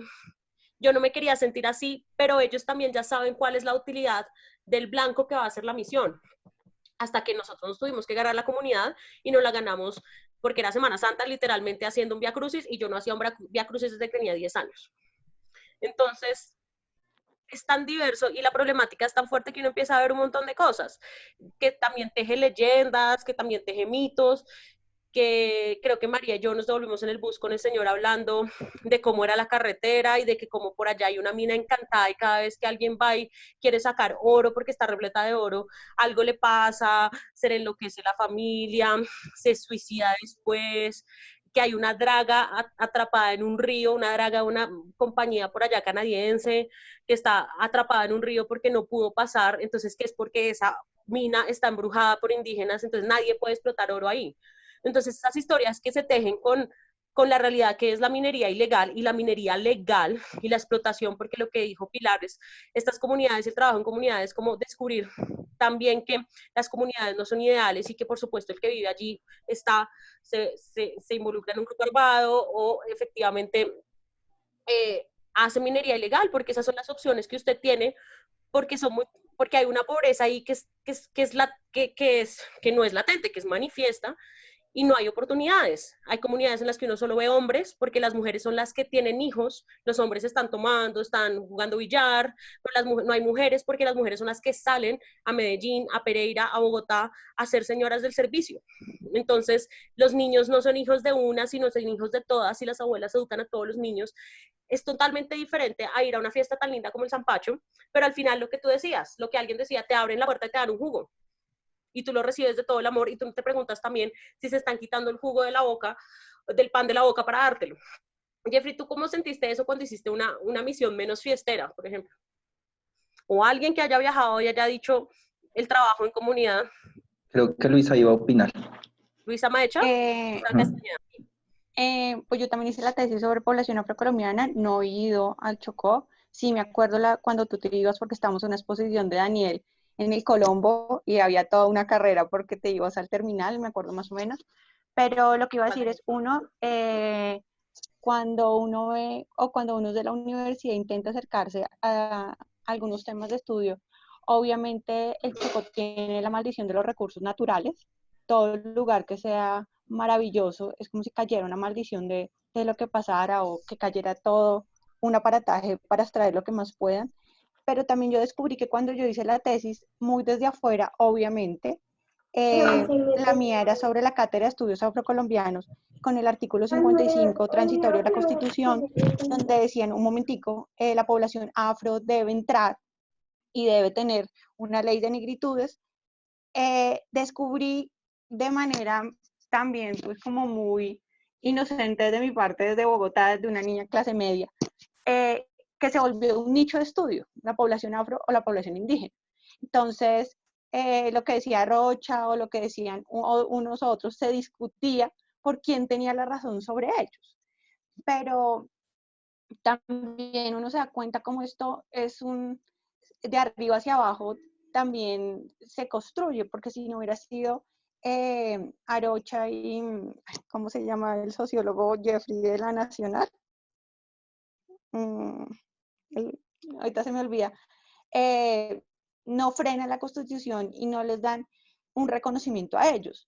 Pero finalmente, cuando uno entra a este grupo de discusión en Bogotá, es como yo sé más de ellos, yo hablo, y pues uno desde la academia solo puede ver desde afuera quién tiene más la razón sobre sus vidas y cómo es su formación y su relación con África, cómo es su relación con el entorno o con el centro.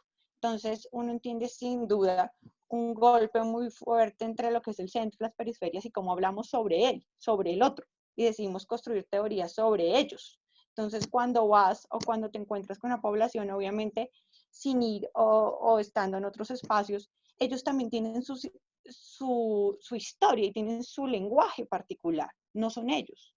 Ya no puedes hablar como un otro. Ellos tienen unas voces que a veces a uno se le olvida.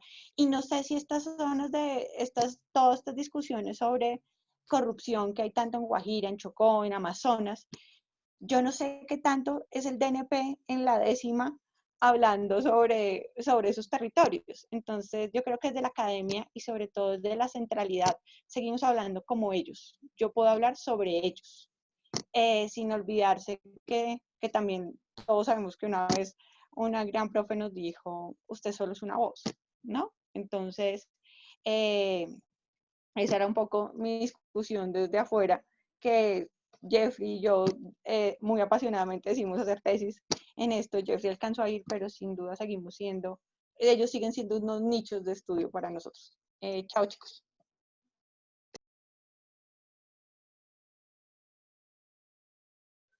Yo no sé, por ejemplo, yo me pregunto, ¿qué postura tiene la gente que no hace parte de ciencias sociales o de ciencias humanas, que haya viajado? O sea, que haya viajado a comunidades en el sentido como, uy, esto... Yo he tenido la oportunidad también de estar en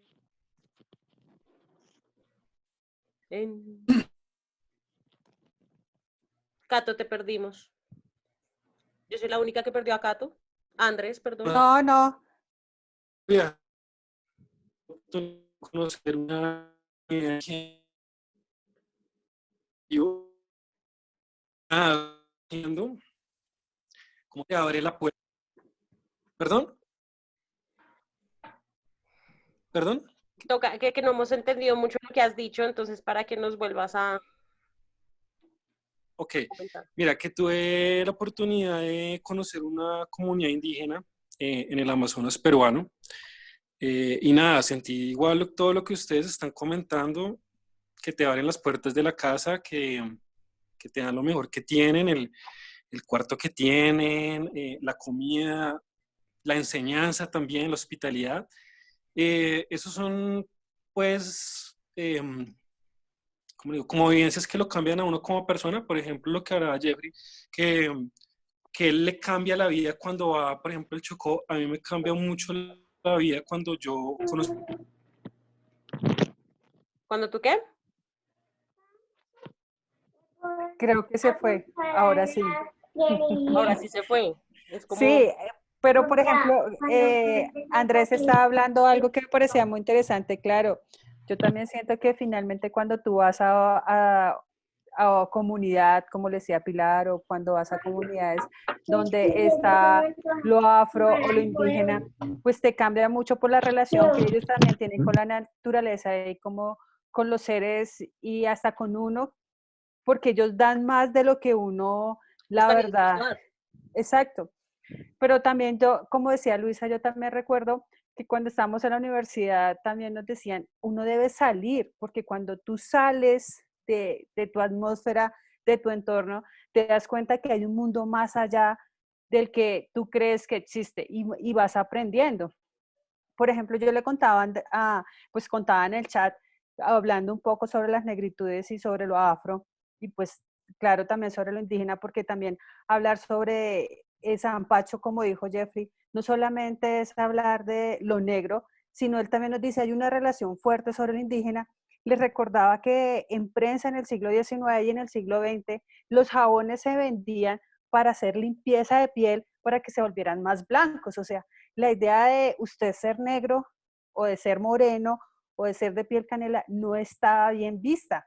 Y creo que de cierta manera, si uno lo pensaba todavía en el siglo XXI, pues, y como nos lo contó Andrés, todavía pensarse en el color de la piel afecta mucho, porque culturalmente también nos han enseñado que el color de la piel te identifica frente a los otros, te marca, y también eso te genera cierta inseguridad, que un poco Jeffrey también hablaba en el chat, es como ustedes cómo se han enfrentado a lo afro, y pues si uno va por la calle en Bogotá y se encuentra con un hombre negro, medio mal vestido, usted como que se va echando para atrás lentamente y se va saliendo la vía, porque es un asunto de seguridad que finalmente nos han enseñado que lo negro, que lo afro, hay que temerle un poco, exacto.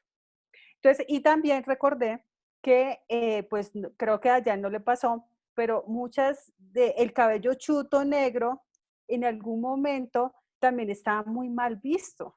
Había que peinarlo y alisarlo porque eso estaba mal. Usted no debía ser así. Y si usted era blanca con el cabello chuto, peor. O sea, había que alisarse porque usted no puede tener cabello chuto. Creo que también eso ha ido transformando un poco. Y también el cabello, digámoslo, yo que soy mamá de una niña con el cabello ondulado, ni siquiera chuto, uno se da cuenta que a las mamás les parece que el cabello ondulado es mal arreglado, o sea, se ve desordenado. Y entonces ellas tienen que aprender a amar su cabello, y uno aprende también a amar su cabello, ya manejar un cabello que no es liso, que también el cabello liso es súper complicado de manejar. Pero claro, como dice Jeffrey en el chat, es un asunto de un modelo, y es un modelo de belleza, y es un modelo que tiene que ver y enfrentarse uno con el otro, y de construcción de identidad, ¿no? O sea, todos no somos iguales, no hay solo una identidad, pero pues hablar de identidad es irnos hacia el siglo XIX y efectivamente es quién quiere ser y cómo tenemos que ser, que es lo que todavía estamos construyendo. Pues notan que esta es la primera vez que Joana participa en este evento más allá de callarnos. Logramos que saliera de su de su sala técnica, de su consola. Yo quiero decir algo, ¿no se vas a decir algo? Dayan, ¿No? dale. No, yo quería que nos metiéramos en un tema más caliente, más pesado, que es el tema de nuestros propios prejuicios raciales y cómo lo hemos manejado, porque pues aquí todos estamos diciendo, no, sí, que qué interesante y tal, pero pues nosotros también hemos tenido muchas actitudes y quizá las sigamos teniendo unos más que otros, frente al tema de lo negro, el prejuicio que tenemos frente a ellos. Yo he escuchado muchas frases que a mí me parecen ya supremamente problemáticas, pues porque, como dije al principio, ese es mi tema fundamental desde como historiador. Entonces, alguna vez le escuché a una compañera estudiando inglés que algo estábamos hablando y yo no sé por qué llegamos al tema de lo negro y dijo como, yo nunca me acostaría con un negro. No es que yo sea racista, No es pero que sea racista, pero pues yo nunca lo haría. Y yo le dije, pero ¿por qué no lo harías? ¿Ya probaste con algún man? ¿No te gustó el polvo? No, nunca lo he hecho, pero no me interesa hacerlo. Y yo le dije, entonces eso es una postura racista. Me dijo, no, yo no soy racista para nada, pero simplemente no me gustan los negros como compañeros sexuales ni como novios. Y entonces ahí entramos en un debate y tal, y bueno, empezamos la clase y ahí quedó el tema. Y yo me quedé pensando y yo decía, pucha, nosotros hemos interiorizado también un lenguaje muy fuerte, que no es natural, pero lo naturalizamos frente a lo indígena y frente a lo negro. Lo indígena y lo afro son cochinos, empezando por ahí, son perezosos cochinos. y los negros sumamente arrechos o arrechas. ¿Sí? Cuando el cochino realmente era el europeo. ¿Sí? Si uno se pone a investigar en las fuentes y tal, se da cuenta que el tema de los negros eran muy aseados también y los indígenas también, pero digamos, alrededor de los imaginarios y de los prejuicios frente al tema de lo sexual con lo negro es muy fuerte todo lo que nosotros pensamos frente a ellos, ¿no? El negro es el follón, el que la tiene grande, el que porque ese es el imaginario que ha construido el mundo blanco el que sobre va al ellos. cielo, como dice María por aquí.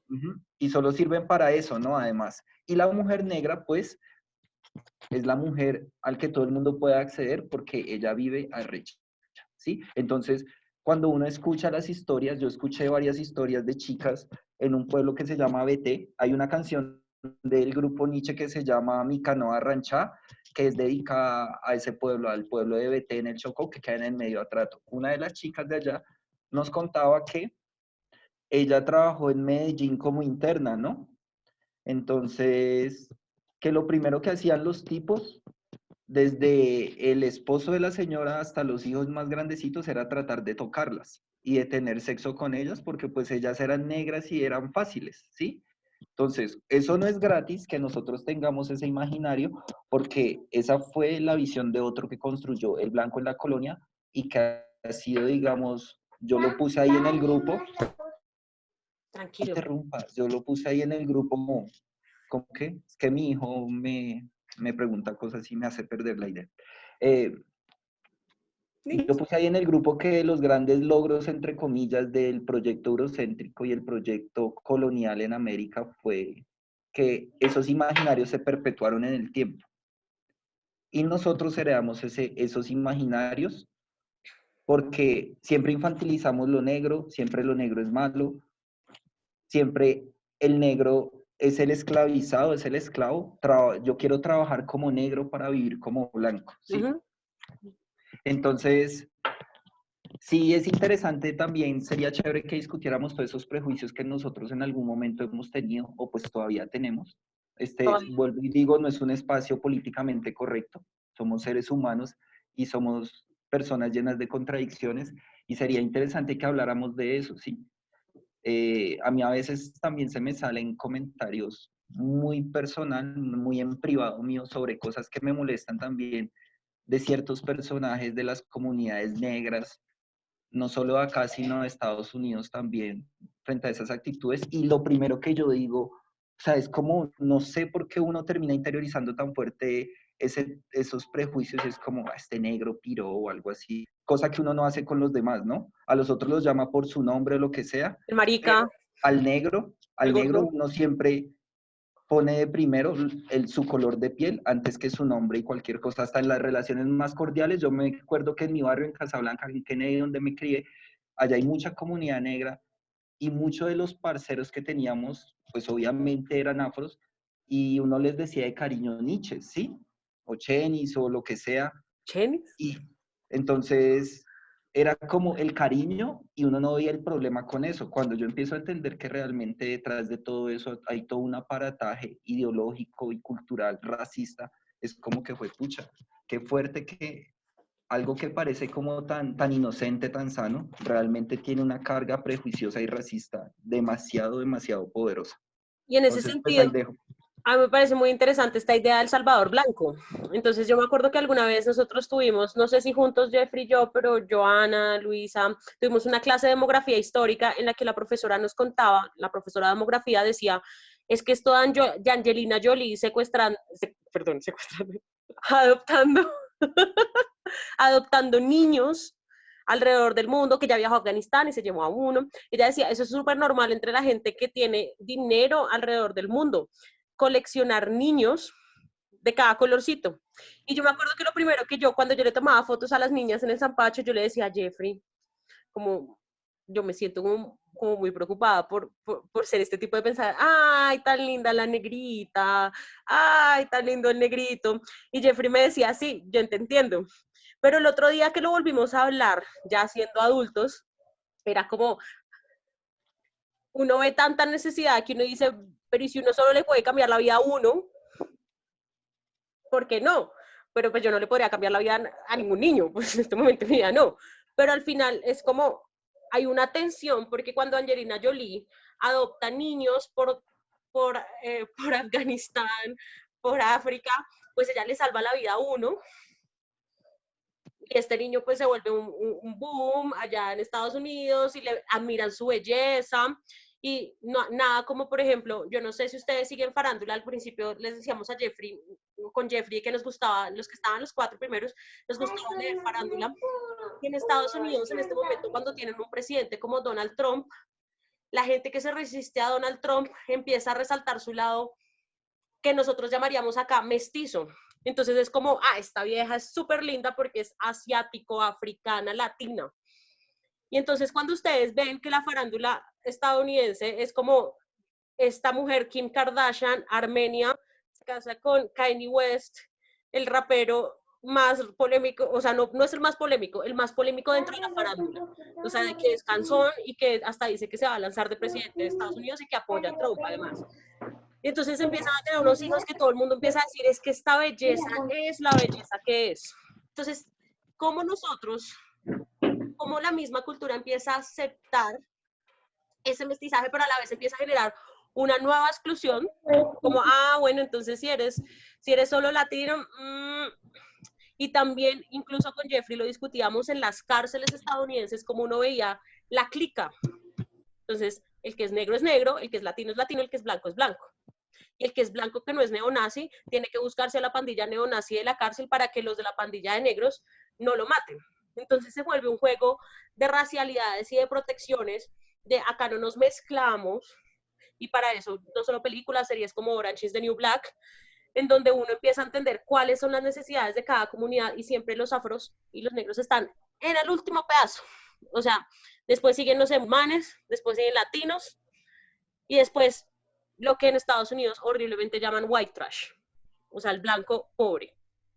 Entonces, al final, como también estos debates y estos discursos de racialidad se vuelven una disputa. Entonces, por ejemplo, la gente critica a J Balvin porque no opina sobre política y el paro nacional en Colombia, pero J Balvin está en los Grammy estadounidenses cantando una canción, leyendo un periódico que dice que los muros hay que derrumbarlos, no destruirlos, y creando canciones con artistas afrolatinos, latinos de todo, o sea, latinos de Cuba, de República Dominicana, porque la comunidad latina en Estados Unidos es gigante, y que empiezan a generar es que somos latino gang, y fuera de eso estamos diciendo que un género latino como el reggaetón, y un género latino como el reggaetón que además viene desde los ritmos afro, y lo que decía Joana del siglo XIX, es que ustedes las críticas que leen sobre el reggaetón hoy son exactamente las mismas que decían hace 150 años sobre el curralao y el mapalé. Y ahora el curralao y el mapalé, por supuesto, hacen parte de nuestra identidad nacional y todos lo bailamos y todos intentamos movernos bien y que no, que mire que es que yo no hago bien así, pues yo lo veo desde la danza.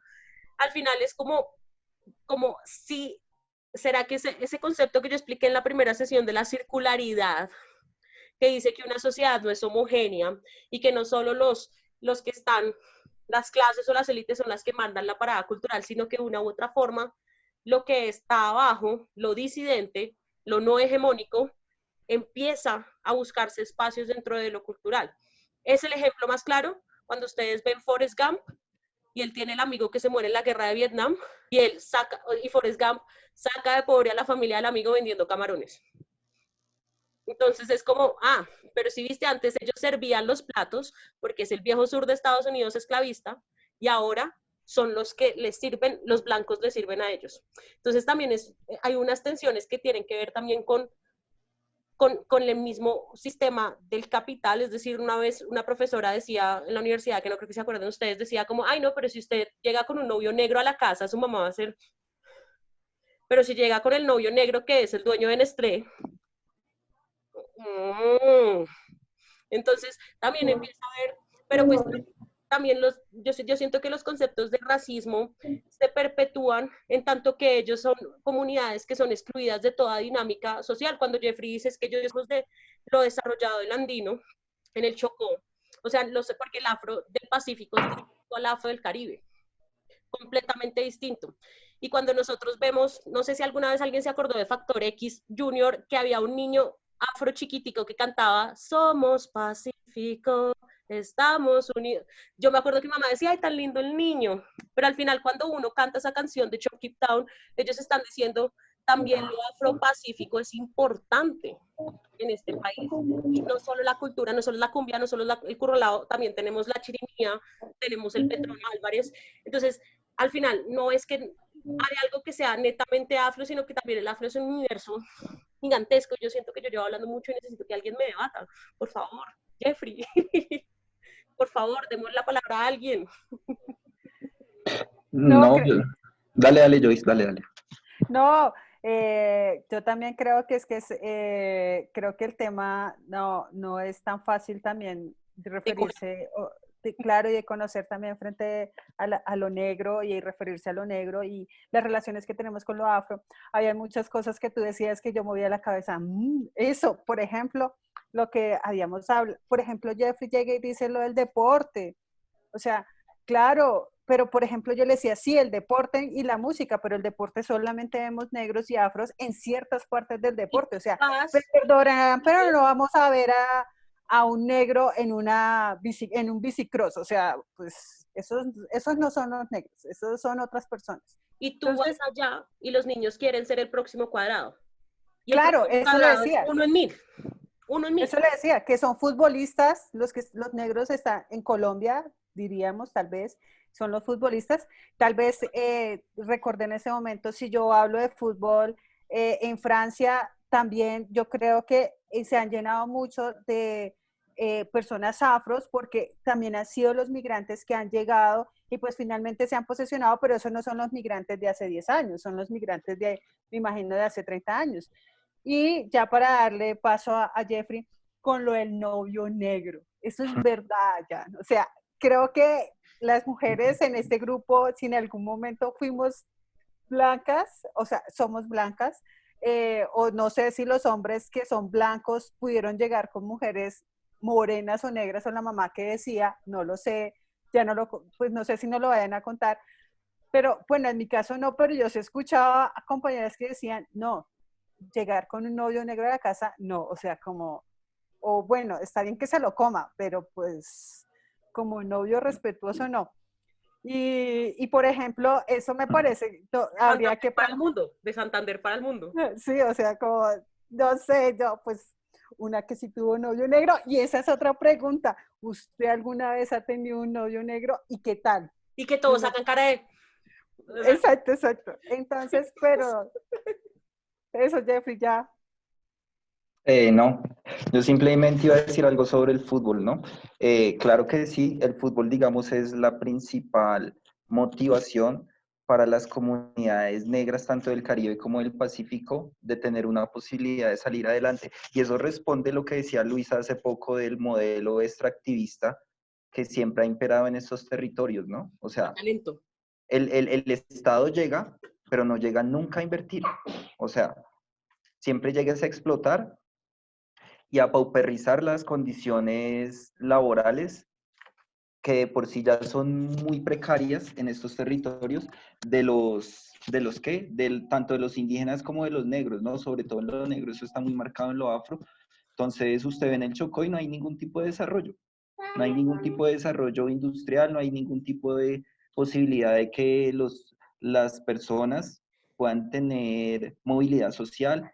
No hay universidades, hay una y eso entra un mínimo de personas y está lleno de corrupción por todo, por las élites políticas afro también que dominan allá el territorio. ¿Y qué hace la gente? Pues a lo último, como se les cierran todas las posibilidades, como tienen todas las posibilidades de alguna forma de avanzar socialmente y de progresar en términos materiales, pues el único imaginario que ellos tienen para tener algo de dinero y para salir de esa pobreza en la que muchos están como un cuadrado, como el 90% de los jugadores negros y caribeños de este país que han triunfado, pues efectivamente es el fútbol, ¿no? Es el fútbol, es el atletismo, es el boxeo, no sé qué, o es la música, ¿no? Porque yo decía ahí en el grupo que a lo último, en el imaginario andino de nosotros, el negro solo hace parte o solo progresa o en la música o en el deporte ya.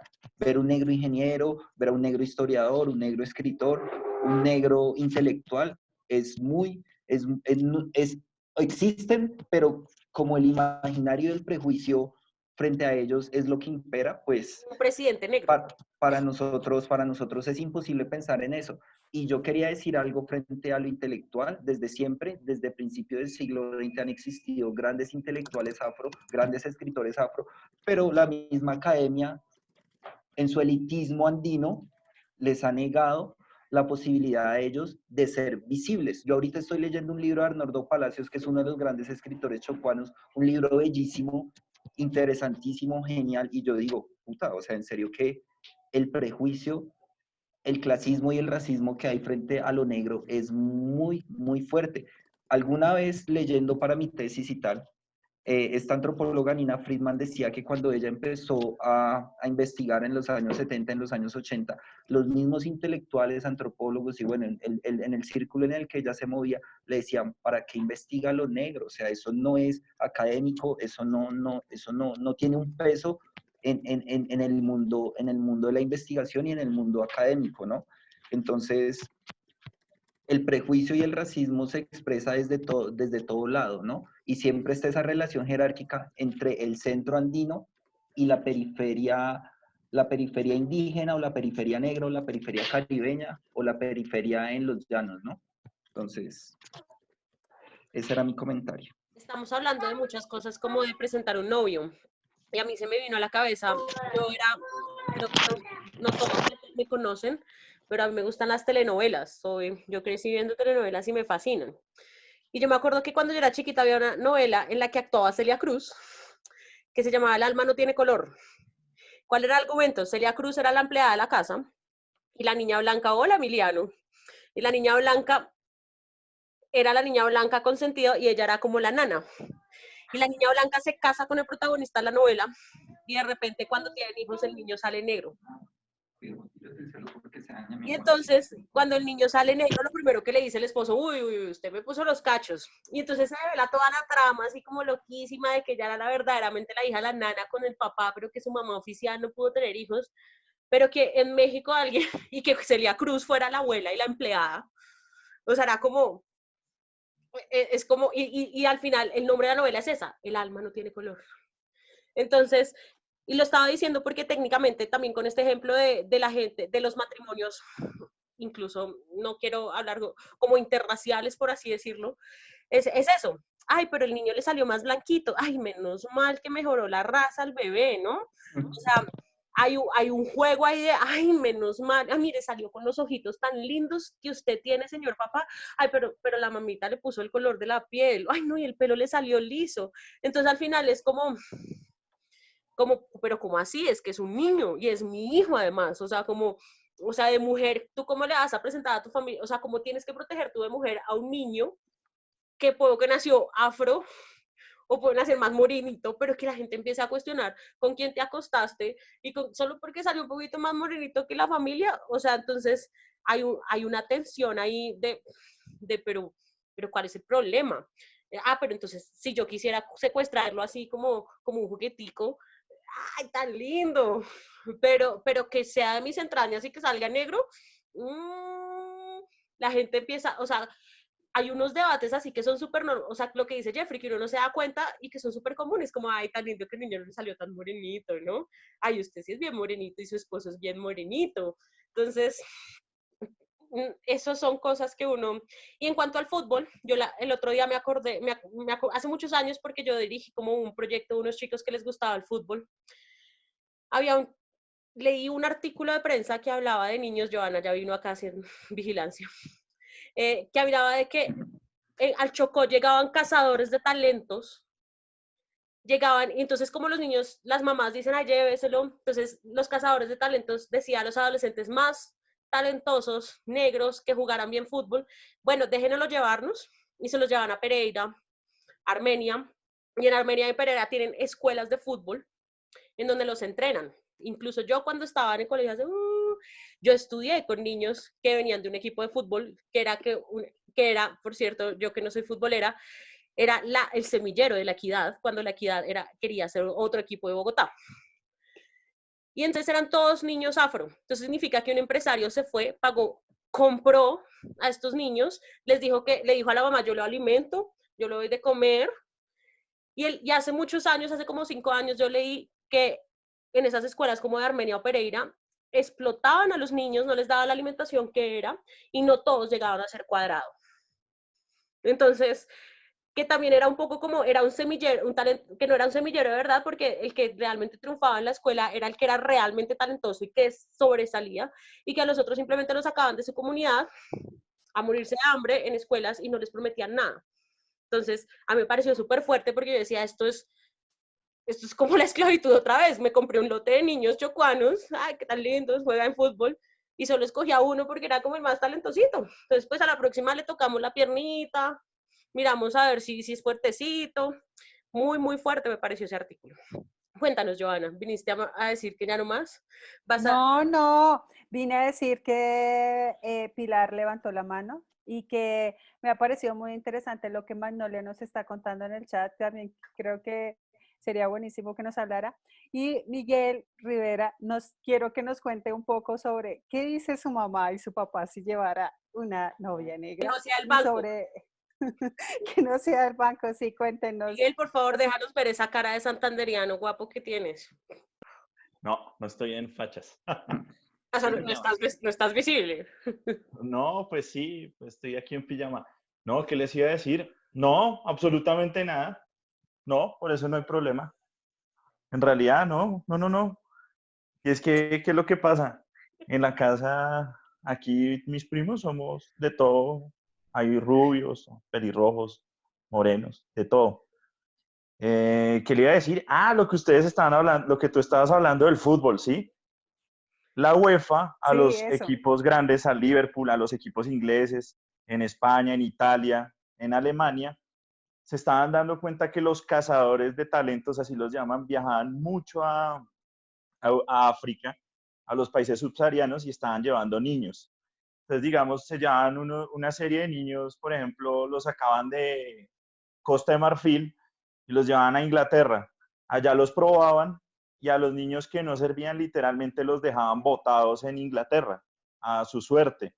Ahí es que la UEFA impone una serie de cuotas y un reglamento en que si un equipo se compromete a llevar a un niño, tiene que darle educación, alojamiento y comida y llevar a los papás, porque se dieron cuenta que el niño, claro, al sacarlo de sus papás, otro idioma, un país completamente diferente, porque aquí, bueno, el Chocó a Risaralda, pues por lo menos está en Colombia. pero es que allá pasó de África a Europa, el 12 horas. clima los mata, ¿sí? Entonces se estaban dando cuenta que eso estaban haciendo muchos los equipos europeos. Creo que al Barcelona lo sancionaron por ese tema y un equipo italiano, por ese tema de lo que hacían con los niños en África y también con niños del norte de África. Mucho Zinedine Zidane desciende de argelinos, todos ellos son de tunecinos y de Argelia. Son muy buenos jugadores de fútbol, excelentes, pero entonces hacen eso por el pasado colonial francés, ¿no? Porque Francia aún domina mucho en África. Yo no sabía, y este es un dato económico interesante a dar, en África subsahariana existe aún el franco africano, el CAF. Todos los países que entran en el CAF, todos los países tenemos un banco central y tenemos nuestras propias reservas. El Banco de la República guarda las reservas en los bancos donde quiera y hace con su plata lo que quiera. El franco africano, todos los países de África que están en el franco africano tienen que mandar sus reservas de oro a Francia y desde Francia dictamina la inflación y las políticas económicas que deben de seguir. O sea, Francia sigue ejerciendo un poder imperial colonial en África.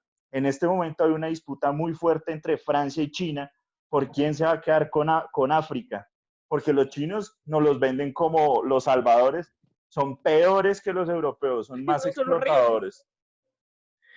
Y ahí hay un conflicto fuerte, entonces digamos que ya se está viendo la locución del presidente de Ghana que le decía a Macron, nosotros somos independientes y olvídese que aquí volvimos a las épocas del siglo XIX y principios del XX, ustedes ya quedaron por fuera.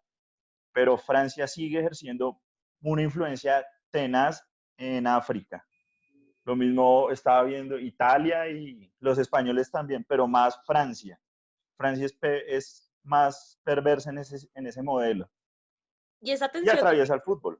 esa tensión del migrante me hizo, y ni siquiera con solo lo negro, me hizo recordar ese evento del Mundial del 98. Fue en el Mundial del 98, la final del Mundial, en el que Zidane, que me parecía un hombre muy guapo, yo tenía 12 años, le pegó No, fue en la final de Alemania. en Alemania. Con Italia. Contra Italia. 4 que le dio el años después, cabezazo 4 años a Lampón después. de Materazzi.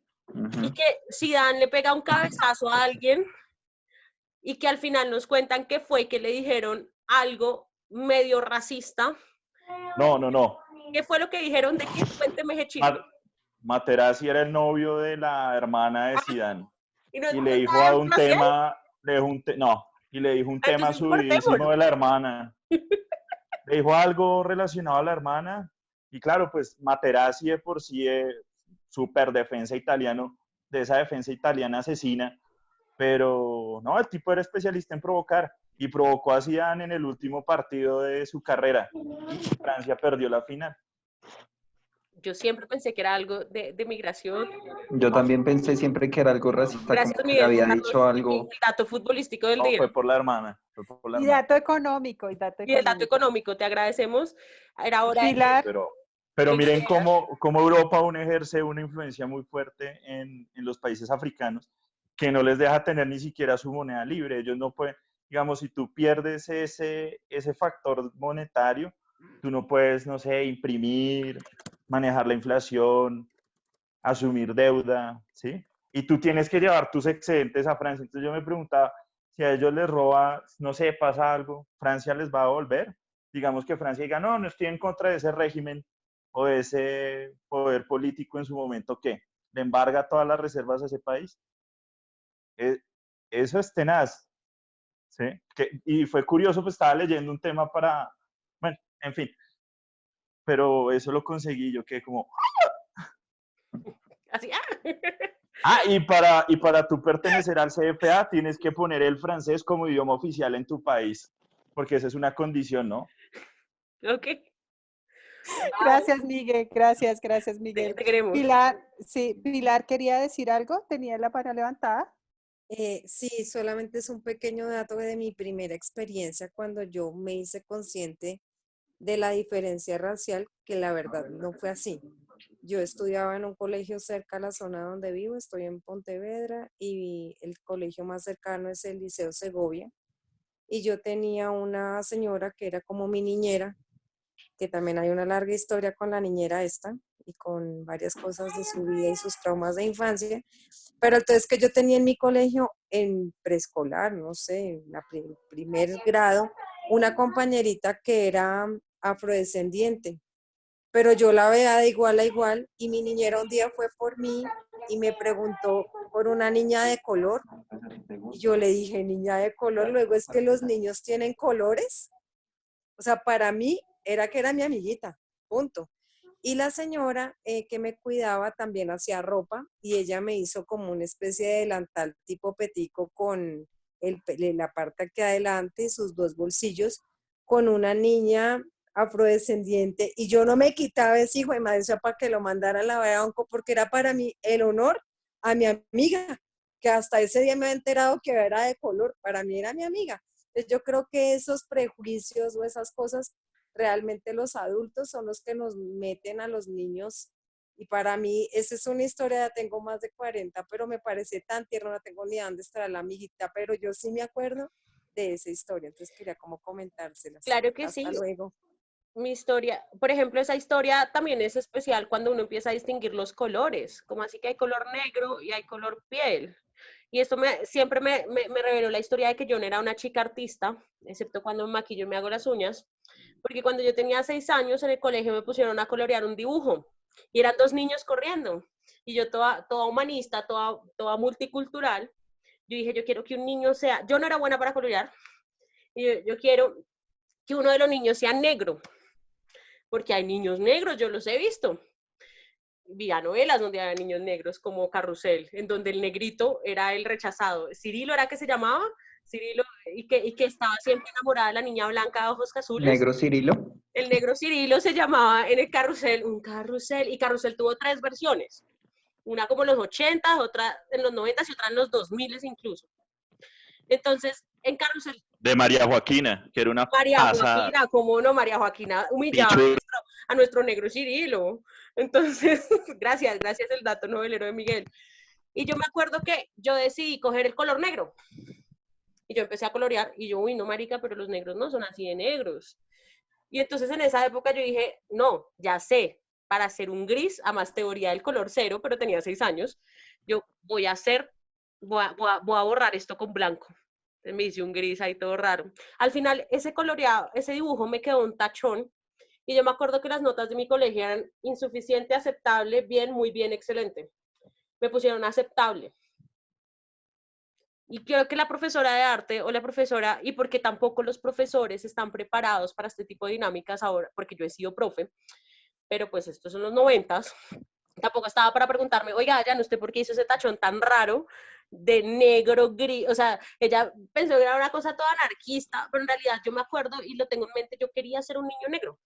Ahora tengo entendido que los colores piel son como 5. ¿Quién tiene niños y ha comprado colores? El color que llaman No piel. hay color piel, no hay color No hay piel. color piel. No, no hay color piel.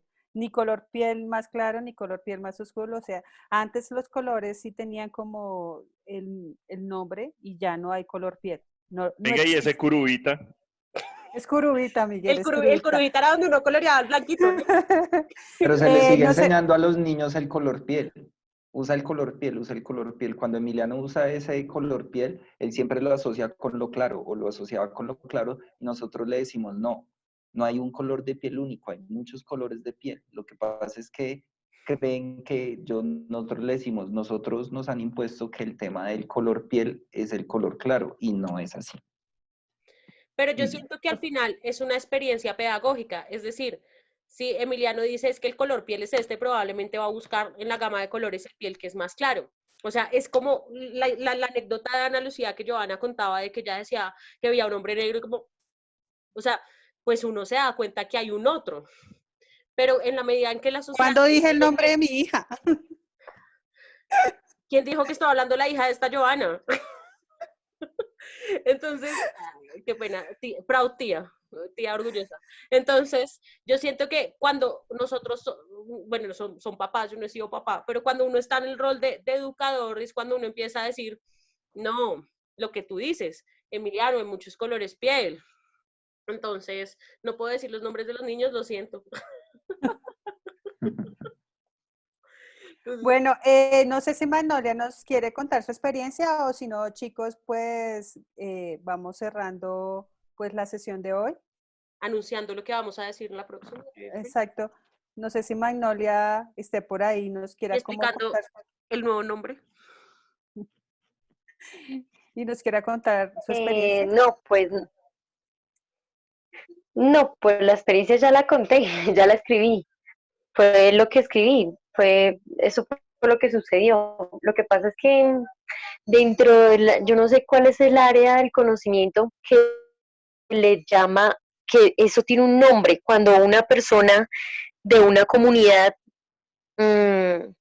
indígena, raizal, negra, palenquera, bueno, se niega a sí misma. Eso tiene un nombre. No sé si es la antropología la que le da ese nombre o la sociología. No estoy segura, pero tampoco me acuerdo el nombre. Lo único que sé es que en mi experiencia, no solamente con el papá de mi hijo, sino con la interacción de otras personas precisamente del Pacífico colombiano. Yo soy docente y hace poco yo estuve trabajando en La Guajira, precisamente en territorio, pero las condiciones y los indígenas guayú son muy diferentes me imagino, a los indígenas del Chocó y a las comunidades negras del Chocó. Pero entonces, sí conozco muchas personas del Pacífico aquí en Bogotá, y también el papá de mi hija, porque tengo 2 hijos, el papá de mi hija mayor es barranquillero. Entonces, conozco de cerca varias culturas y varias formas de ser y de estar. Entonces, yo puedo decir que especialmente en la cultura del Pacífico existe ese problema de negarse a sí mismo. Muchos de ellos no quieren niegan su raza, la niegan y quieren que sus hijos no sean negros. Y también son personas, a comparación de todo lo que ustedes decían, son personas muy cerradas. Las personas que yo he conocido aquí en Bogotá, en el gremio de la danza, pues yo soy artista, son personas muy cerradas. Ellas no son abiertas con el conocimiento, ellas no son abiertas con nada. Y si realmente ellos lo quieren adoptar a uno para un trabajo, es decisión de ellos, y la gran mayoría es que a uno le dicen es que no. O sea, son muy cerrados. Ellos piensan que no sé qué les va a hacer uno, porque la verdad yo no tengo ningún mal plan. Yo solamente quiero hacer una obra, pero ellos no. No sé si no sé si es la misma situación en el Pacífico, ya en territorio, o ellos cambian cuando llegan a Bogotá, porque ahí sí yo no tengo nada que decir, no he viajado al Pacífico. Sí quiero ir a hacer una investigación etnográfica porque quiero hacer una obra de danza del Pacífico. Y pues nada, eso es un proyecto que está ahí en veremos, que con Jeffrey creo que hemos estado hablando un poquito la semana pasada. Eso es todo lo que tengo que aportar.